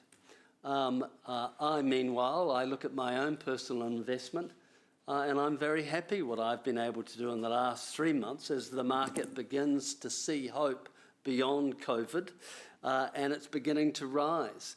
And I hate to know the fact that we may have missed a wonderful opportunity.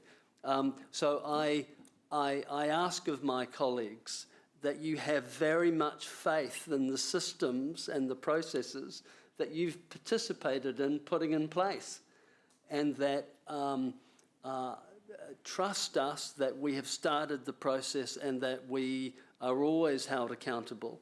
And that is why I believe this initial step is appropriate, it's conservative, and I believe it will provide us a conservative return of between 7 and 8%, a whole lot more than the 0.04% we're currently earning.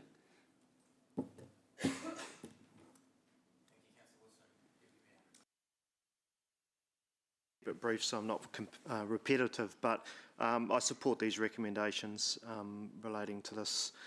And look, it's really, the point I want to make is it's all ahead of us with the use of this fund. Nicholas used the term very cleverly, really lazy use of this money till now. It should not have been used the way it was used, and it just has not been working for us. It's just been there offsetting debt, and so it's really important to realise that we need to use that money properly, and it has been a slow, diligent process, and we have got an expert strategy, expert investment advice here. And I think back to the last term, and I think about how we, as a council, settled for using it just to offset debt, and the focus really wasn't on it, and it was a wasted opportunity. And a tribute to Ewan, who shook us out of our stupor really, and demanded that we re-look at how we use the fund. And the result is we've got a fantastic opportunity ahead of us. For me, one of the most exciting parts is use of it strategically for property to advance the city. And obviously the investment strategy in terms of the various funds is an important part of that. So I would also just urge us, I think Mayor Paula makes a good point about just making sure that the expert advice that we got is appropriate given what's happening around the world at the moment, and I think it is, but there's no harm in just comforting ourselves about that. But I would also urge, as Councillor Wilson has, We've done a lot of work here. Let's kind of not overcomplicate it. There has been a process there. The Municipal Endowment Fund group has done good work, beautifully led by Ryan and staff. So let's trust in the process, because this money at the moment is just not working for us at all. So we do need to get on with it. Thanks. Thank you. And please don't take my questions as any kind of desire to pull back on what we're doing. I think we're heading in the right direction.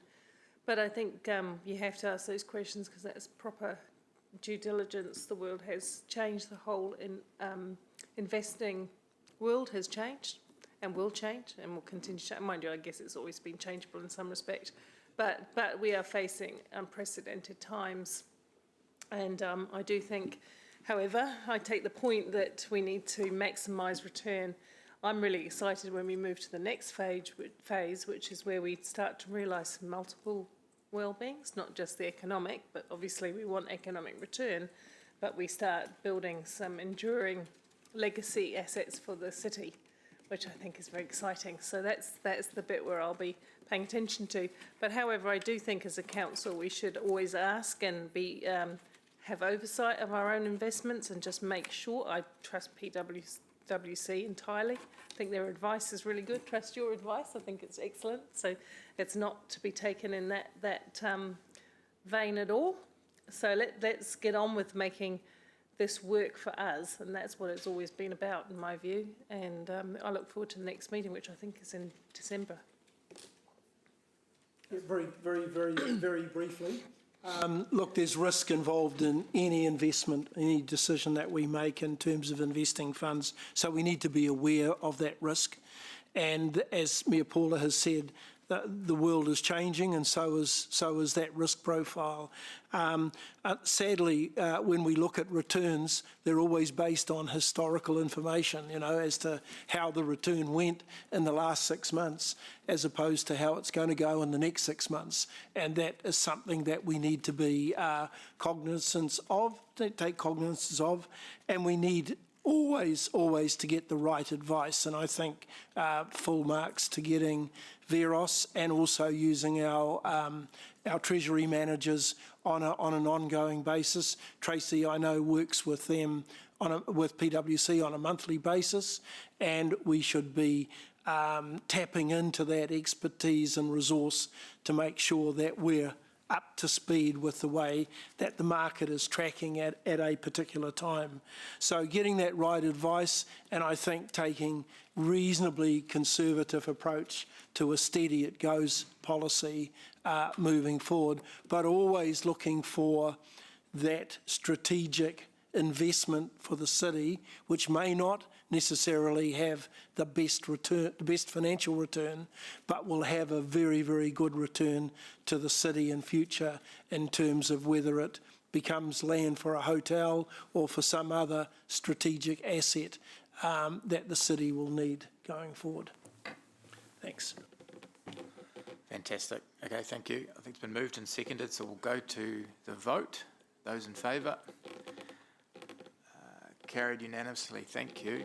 We're going to break for 15 minutes. We'll come back at 10:02 and we may be able to get through the rest of the agenda. So we'll see you in 15 minutes. Thank you.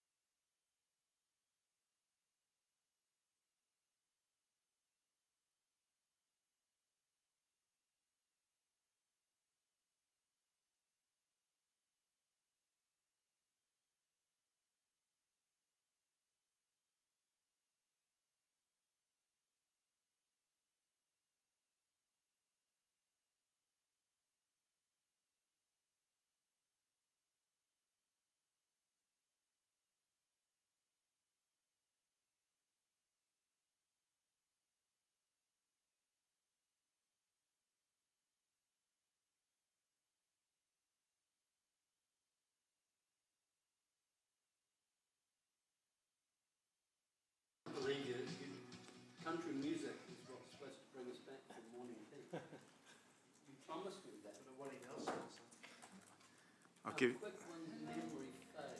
you some nice music then.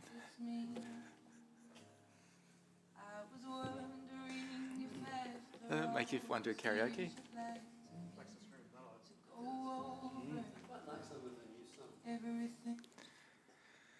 Oh, that was very soothing. Oh, welcome back, everyone. We are now up to item 13. Is this public? Is it public? Yes. And congratulations to new Deputy Chief Executive, Mr. Sean Murray. Yay. Well done. Thank you. We're in your hands. Okay, thank you, Chair Ryan. This is our standard quarterly report for H3. It's the that we're presenting to you. It's the first quarter of the financial year, July through September. Essentially, we had exceptional trading taking place right across our venues through the month of July and halfway into August. And then we hit a brick wall as soon as the COVID-19 Delta variant hit New Zealand and we all closed shop. We've been fortunate enough to be able to have a positive variance, however, to our budget and operating contribution level. And that is because of the strength of the revenue that we had coming in and also a fair degree of cost containment that we've been able to put in place since the lockdown for the balance of the quarter. The reality, however, is that the second quarter we're currently within, our revenue has essentially been decimated from event activity or regular trading activity. Our costs are contained, but we also bear some negative variance to our budgets for the second quarter that's coming in. Whilst all of our spaces and places, if you like, we treat as being highly perishable product. If we don't sell it 1 week, we don't get a chance to sell it again. That week again, most of our business or our major parts of business that we have lost as a result of the COVID impact at the end of the first quarter and the quarter that we're in now has actually pushed through to the third quarter or the first part of the next calendar year. So, from February, March, April, May, we have an incredibly heavy forward booking profile, and we're quite confident that that will hold in place. However, I'm not confident because we have had to turn some business away because we simply run out of spaces and rooms, that we will necessarily recoup the revenue loss that we've suffered during the second quarter that we're in right now as a result of the COVID lockdown. So it's been a bit of a grim time for us, and it's been a very stressful time having to deal with a lot of customer issues as we work through the challenges that they face and do our best to make things work for them in the future. So it's been a bit of a grim time. It hasn't been easy, but we are all guns blazing for when we come out of the current lockdown phase. The business now, H3, will be ready to be fully operational on the 3rd of December under the new COVID traffic light system, albeit at red traffic light or orange. We're hoping, fingers crossed, for the orange traffic light, but we'll be able to commence under those new protocols and requirements on day one, which is the 3rd of December. You're all aware, I think, that at the beginning of November, we issued advice to all of our clients, all of our suppliers and all of our staff that we were going to be 100% vaccinated venues and destinations, and this was in response not only to government guidance for our type of business or the types of events that we operate, but also from pressure from our staff who were wanting vaccination, and also pressure from a number of suppliers and customers who were wanting us to advise them quickly of our policies with regards COVID vaccination as a major mitigation tool. So we were in a position where we were able to move first, bearing in mind that we had a greater degree of clarity in our industry from central government on what those rules would mean. So I don't have anything more to add with regards to the report. I'm hoping it's fairly self-explanatory and happy to take any questions. I would, however, like to mention, I picked up on a comment that Councillor Wilson made earlier on in this meeting on one of the other items, conversation with Te Waka, and the measurement of economic benefit for events and activity. And he is quite right that this is this has been a gap that we've been failing to fill for quite some time. But I want to assure you that we have got a team deployed at the moment to introduce broader economic and social benefit measurements beyond the sort of current metrics that we report on in the quarterly report. So, Chairman Ryan, I will be suggesting to you that perhaps at the next Economic Development Committee meeting, we provide you with a report to show you progress on that work that will lead to us providing better metrics and information about the impact of our activity, both on an economic sense but also socially as well. So with that, happy to take your questions. Thanks, Sean. Just on that point, before I go to Deputy Mayor, Jason Dawson used to provide that sort of dollar in and so many dollars out in terms of, will you be using the same sort of newer metrics? Will that feed into his work? Yeah, no, we enrolled. Yeah, so the material that Jason provides is very much derived from central government, where they do estimates based on certain numbers that we actually provide them in terms of the number of people, the number of delegate days and things like that. What we're talking about doing is doing measurements of some specific events and specific conferences, specific games at FMG Stadium, and so forth, so that we can have a much more granular look and a far more accurate look to what it means for Hamilton, rather than to be blunt, derived national figures. So we're just hoping for a bit more specificity as it relates to us, but also, most importantly, we need to have a better measure in place around the social benefits, which fits into the wellbeing's reporting framework that we need to be considering as well. So, Fantastic, thanks. Deputy Mayor, did you still have a question? No. Councillor Maxine. Thank you, Sean, and thank you on behalf of Hamilton, I think, for being the leader with regard to the vaccination responses and those being allowed into the venues. My question was with regard to that, and do you believe that you've got adequate staffing to scrutinise the entry and other of those coming into the venues to events that will be held at our H3 sites? You need to just bear in mind that we actually deploy a lot of casual staff, so we have a very small fixed term base of staff, and then we employ a lot of casual. So we breathe in and out as required. Some of the events that we have that take place will require extra labour at the gates. So yes, we will have more staff on to do that, and we'll budget accordingly. Other events, not so much, depending on the size, the scale, and how they happen. We are working with our ticketing agency, however, who will be able to integrate pre-advice of COVID passes.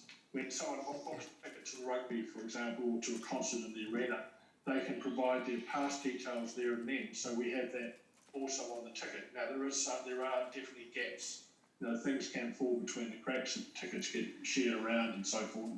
But we are looking at different measures so that we can reduce that time and work frame. For our major conference organisers, and most of our conference organisers have said to us proactively that we will be only having delegates and participants that are fully vaccinated to our conferences.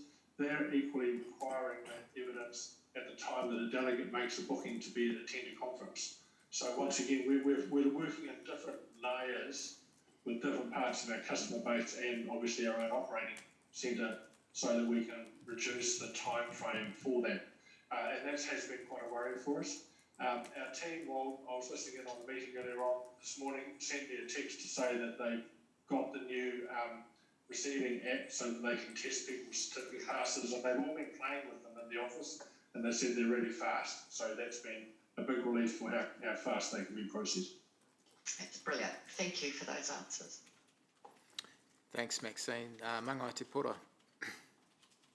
Thanks, Chair. Kia ora, Sean. I was just thinking, as Max was talking about the COVID passes, have we thought about having our own H3 pass?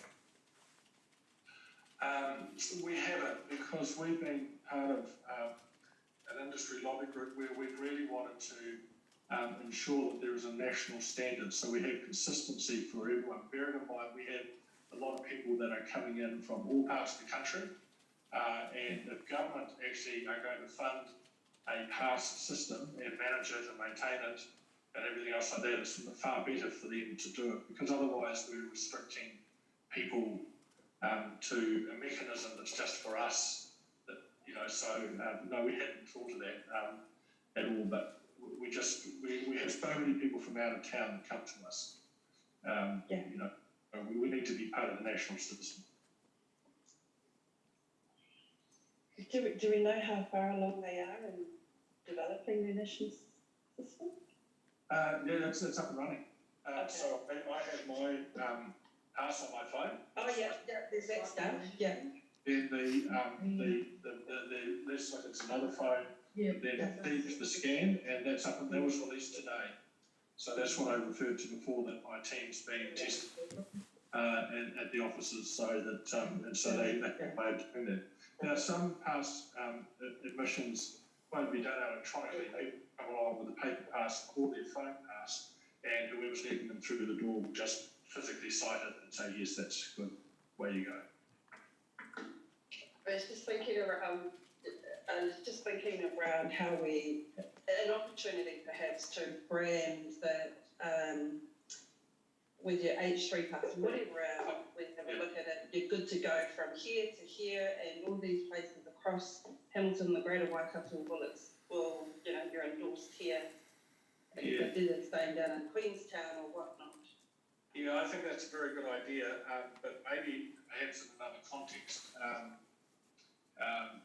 which is much broader. So we have often talked about a pass for ratepayers to use when they go to the museum or the zoo or whatever, or they come to H3. So I think there's another conversation. Good idea.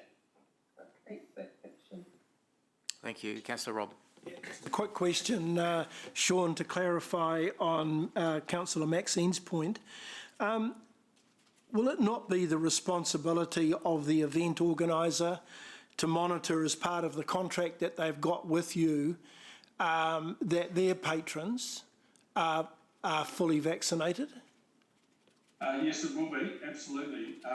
And that's why I sort of mentioned some of the mechanisms we have in place with event organisers for that. Right. However, as a venue, we always provide event organisers a certain level of services, and this would be one of them, but we will be charging them. So if we have to put on extra red badge staff, for example, at admitting for a game, or for just monitoring people going in and out of quarters, that cost of that extra staff person will be passed on to the client. But as a part of our services, as the venue operator, we still have a responsibility as well. Yeah, so, appreciate that, but most of the costs will be passed on in one form or another. Yes, they will. Yeah, thank you, Chair. Okay, thanks, Councillor Robb. That's the end of questions.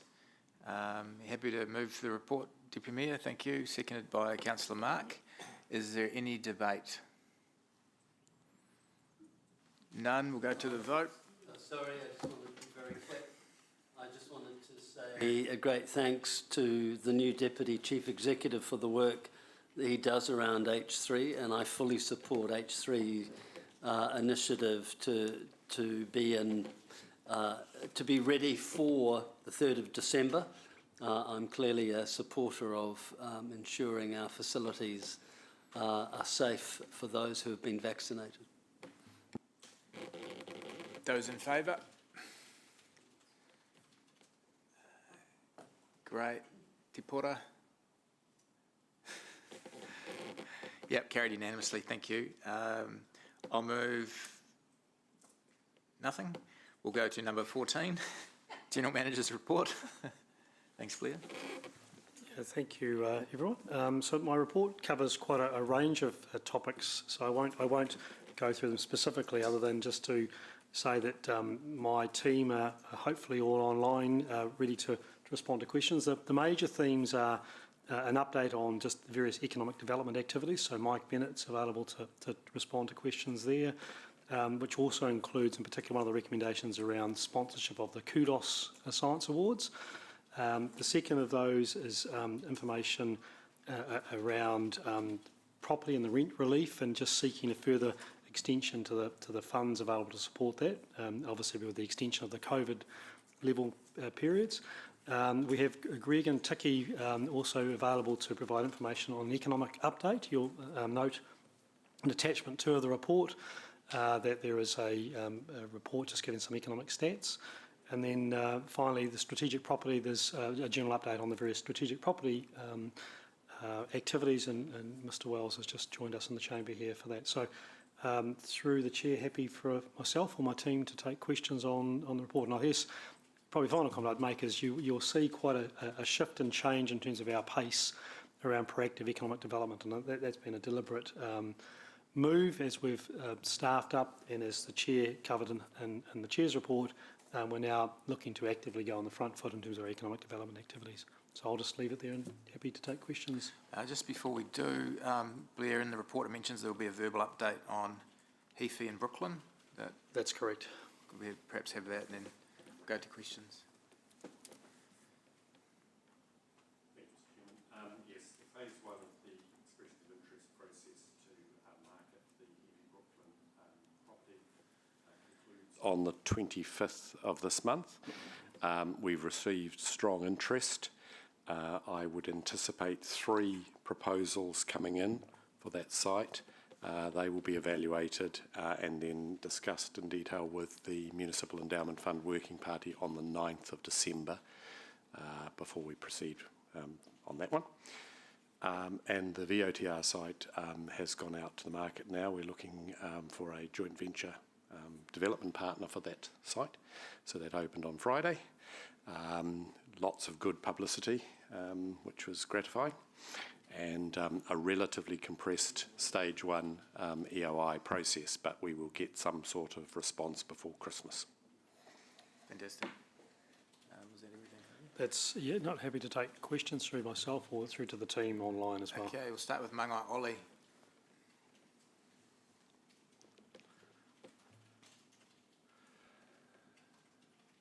Thanks, Chair Ryan. Blair, with regards to your report, page 134, the outlook, looking like it was posted online. Just wondering if you or your staff have any comment in the analysis of those 5 bullet points and what that may mean for Hamilton over the next year. Thanks, Mangai Ollie. I might ask Greg and Tiki to bring themselves up and just respond to that. Sure. In terms of what that means for Hamilton, we are relatively uncertain because there's a lot of different things at play. We know that supply chain issues are going to continue, probably for at least another 18 months, if not more. We know that inflation's coming through, and that will obviously impact on Hamilton, both in terms of people's ability to spend and buy, but also on the cost of doing things like building. We've seen a 12% increase in the cost of construction in the last wee while, so that is likely to continue, and it will have an impact on what's going on locally. In terms of like the OCR, if that increases to 2%, we're probably looking at increased mortgage rates of between 5 and 6% based on recent what's happened in the past when we've set at that sort of level. So it will be sort of a slowing in terms of people's ability to purchase based on their disposable income. So obviously that's quite a big one in terms of our local businesses. And the labour market's going to continue to be tight until immigration kicks off again, and we don't know what sort of level we're talking about there. So there's just, there's a lot of uncertainty, but we know that these things will filter through to Hamilton and it will affect our various sectors in different ways. Greg, any further comment from you? No, I think that's a good overall summary. I guess that's some of the red flags coming our way. At that sort of more macro level, there is other positive news, I guess, that sits around Hamilton as well. But those are some serious issues that will need to be grappled with, just economically going as we head into the next year at least. With regards to tight labour market and unemployment figures, there are a number of reports in the paper showing a number of job seekers not counted in that unemployment figure. Do you have any further detail about that as regards to Hamilton? Not specifically as in regards to Hamilton, but the unemployment rate, the way they calculate unemployment is they say who's actively looking for a job. So when we had it last year with the lockdown, but also in the September quarter this year, we had a lot of people stuck at home unable to look for a job. So they therefore get taken out of the kind of the count for unemployment. And it just means that unemployment looks a lot better than it may actually be.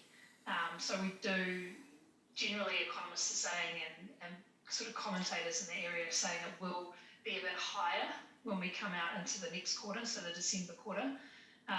But we do also have a real shortage of people in specific industries. So that's, you've got two, I guess, conflicting sounding things, but actually, you know, we need more construction workers, we need a lot more people in certain sectors, but we do have increased unemployment. Cool. Thank you both. Thanks. Councillor Rob. Thanks, Chair. A couple of questions. Just on that Outlook slide, the inflation rate of greater than 6%, does that 6% include the potential inflationary impact of the OCR increase that you've predicted in the next bullet point, or is that quite separate and could increase inflation even beyond that 6% prediction? That's a great question. We don't do that in-house prediction, so I'm not 100% sure, but the economists who are putting this information out would say that would be one of the considerations, but I suspect it's minor relative to all the other things we've got going on, like tight labour markets and increased shipping costs and things like that. Yeah, okay. So you think the OCR rate of 2% or greater than 2% will increase inflation above that 6%? No, I say you think it's built in? Okay. In the estimates. Okay, thank you. And my other question, Chair, is on the motion. I'll just find my way back to it. And that's the rent, the continued rent subsidy. And just really seeking clarification, I assume the 100,000 that you're budgeting for the period that has elapsed as far as the last approval was concerned is roughly the level that we would have expected to pay? Or is it based on what we paid in the first time period? Yes, it is.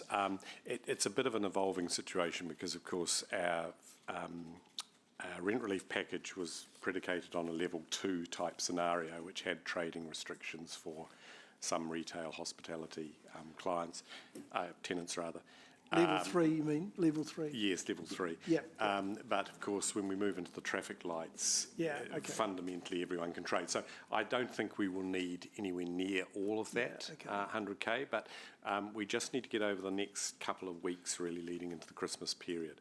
What I would say is we budgeted and predicted a 42-day COVID closure period. It was 96 days. We've stretched our allocation further because we didn't have the uptake that we budgeted for.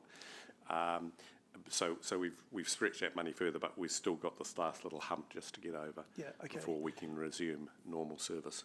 And those tenants who were who received a subsidy in level 3 will have their subsidy reviewed. Correct. For level 2, depending on whether they can operate and what level they can operate. Yes, that's exactly right. So it will be on a case-by-case basis, dependent on proof of need. And do we know how the traffic light system? I mean, I don't know how it's going to work, but I assume somebody does. Maybe the government do. Well, how when we drop to the traffic light system on the 5th of December, what difference that will be between our existing level 2 and the new system? It should be a little bit more permissive. So under green, it's fine. There are no restrictions effectively for retail hospitality. Under orange and red, there's a metre separation imposed, so that the result of that will be to potentially limit the number of clients inside the premises. They may be accommodated in outside spillover type areas, but just how it pans out in practice will remain to be seen. Yep. Okay. Thank you, Chair. I just before any other questions for the Chair, Greg, were you going to provide further information to Tiki's answer? I think I heard you half start, or was that a false start? Well, I was actually just going to say that the OCR increases could have downward pressure on inflation because people's disposable income becomes less. But on the other hand, it can also push up rental prices as people, push those costs on. So there could be a downward movement there. But I think as Tiki covered it, the economists that did the work will obviously have considered the OCR going up. It's been very stable for a number of years, but it's certainly at the front of everyone's mind that interest rates around the world are looking to creep up or move up. So yeah, that's all really. Councillor Martin. Sorry, Mr. Chair, I'm not quite sure the sequence. I have a question with regards to strategic property update. They can obviously wait until you get there. You can ask anything on the GM's report. All right, okay, it's good answer. Look, I noticed the Arts Post land and item 68 currently operating as the land behind Arts Post is car park, and then I noticed 69 with the exclusivity for Sky Garden is now over, that's now gone. Accordingly, staff have cancelled the exclusive agreement and will now work with the Municipal Endowment Fund Working Party to consider options for the land. How broad-based is that review going to be? For the simple reason, as I've always said, that space has a huge degree of civic aspect to it. I have a total open mind as to what we should do. Some of us had reservations around the Sky Garden because we didn't think it necessarily enhanced the CBD, that area, but that was a minority view. What is the thinking again of the working group and the process from here on out? Because obviously that is a critical piece of land. Thanks. Yes, so in the first instance, Councillor, we're doing a piece of work to collate all the material we have on the site, archaeological assessments, geotech assessments, heritage assessments, bring all that information together with the planning framework. That will be then brought forward to the Municipal Endowment Fund Working Party for a steer on what potential developments might be attractive on that site. But I think we're all aware it's a very sensitive site. It's in the heart of the heritage precinct and bordered on one side, of course, by the museum, fronted by a heritage building and overlooking the river. So all parties, I think, are aware of the sensitivities and significance of the site.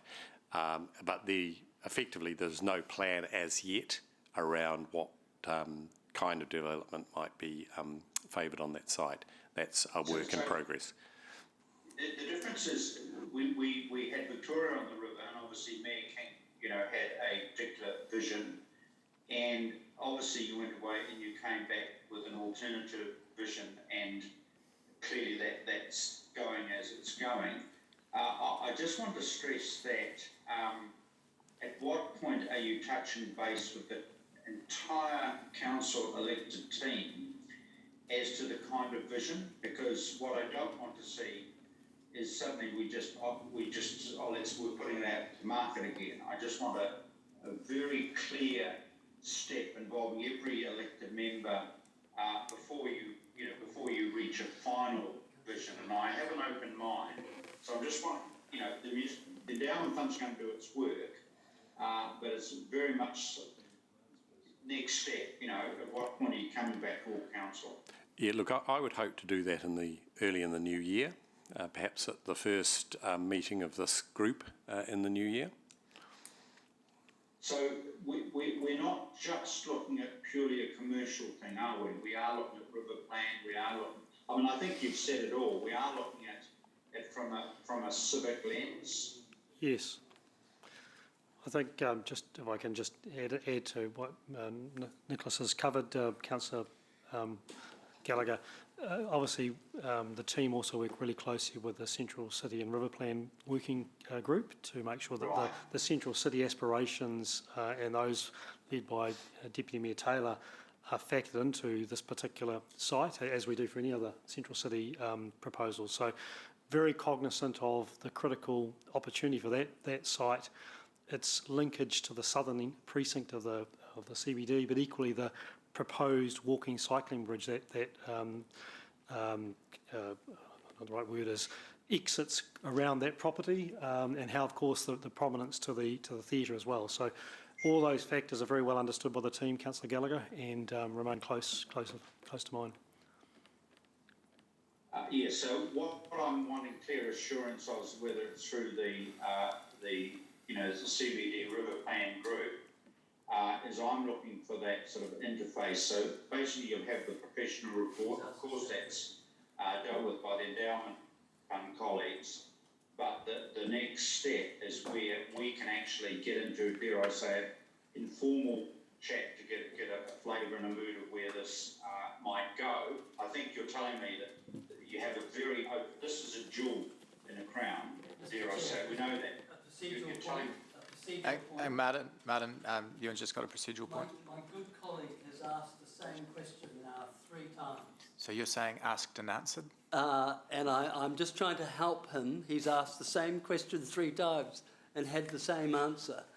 So I'm just wondering exactly, is he expecting a different answer? We've confirmed. Your point is noted, Councillor Wilson. I'm just wanting to assure myself that we don't blow a historic opportunity. Okay. The history of this city is littered with sad and short-sighted decisions. But your point is made. My question now ends. Thanks, Councillor Martin. Your question is duly noted and will be coming back in February, March. Yes. And I think we won't get into it now, but Sean Murray's also will be involved in that conversation, obviously, with potential hotel, etc., etc., etc. But it will go through a very wide, transparent and diligent process, Mr. Gallagher. I will ensure. Just for the Chair, if there's any other questions, I just wonder whether Mike Bennett may have anything that he wishes us to highlight from his comprehensive section of the report. Happy to take any questions, of course. I think the 1 or 2 things I'd love to highlight just quickly is firstly on the overall agenda update. I think there's really good momentum, again, targeting the agenda that was set towards the end of 2020 on a couple different items, and Mayor Paula had mentioned it earlier in relation to a COVE, a Centre of Vocational Excellence. It's quite a belabored process, and actually there's no predictable or published way to go about attracting one. But what we're working really closely with Janet Makboul at Smart Cities Council, Margaret Paiti at MOE, and others, including the business community, is noted in the report, is a pilot program together with Te Pūkenga to show how we all work together collaboratively, which is at the core of what a COVE is. And again, that's working with Te Pūkenga and others to begin that conversation of really stressing that a COVE in the tech sector, if one is ever to exist, squarely belongs here in Hamilton and the Waikato. So that I know that's a very important point that many of you have brought up in the past. The last one I think is really seconding what the chair's report, as well as Blair has mentioned around the front footing of things. I think we're moved from sort of a walk to now a jog, and we're positioning ourselves to really be full sprint in the new year on many of the initiatives covered in the report. So quite exciting times, and hopefully our March 1st meeting next year will have quite a bit more to share with you. Thanks, Mike. Great. Maxine, I missed you earlier. Did you want to move the report? Happy to move it? Cool. Seconded by myself. Sorry, Ollie, missed you. Is there any debate? Deputy Mayor. Thank you, Chair. Yeah, look, I just want to reassure Councillor Gallagher in terms of the Arts Post site that, I mean, I have a really strong belief in the importance of that kind of central city, that cultural and entertainment precinct in the southern end there, and the cohesiveness of it and the way it flows. You know, I'm very excited about the, you know, Victoria, the hotel, the Casino Victoria on the river, the theatre, you know, the redone museum, the jetty, and the pedestrian bridge, and then the sports hub. And I think that there is a really strong, cohesive element to it. And I just want to reassure Councillor Gallagher that is, you know, toppermost in my mind, and I think most of our minds. So, and you know, I don't want him to be concerned about it, because we do want the best result. We know that it's an absolute premium site in the central city, and you know, whatever happens there will be something that I'm sure, you know, the council as a whole gets to discuss, and he'll be pleased with. Exciting times ahead. Thank you. Thanks. Councillor Martin.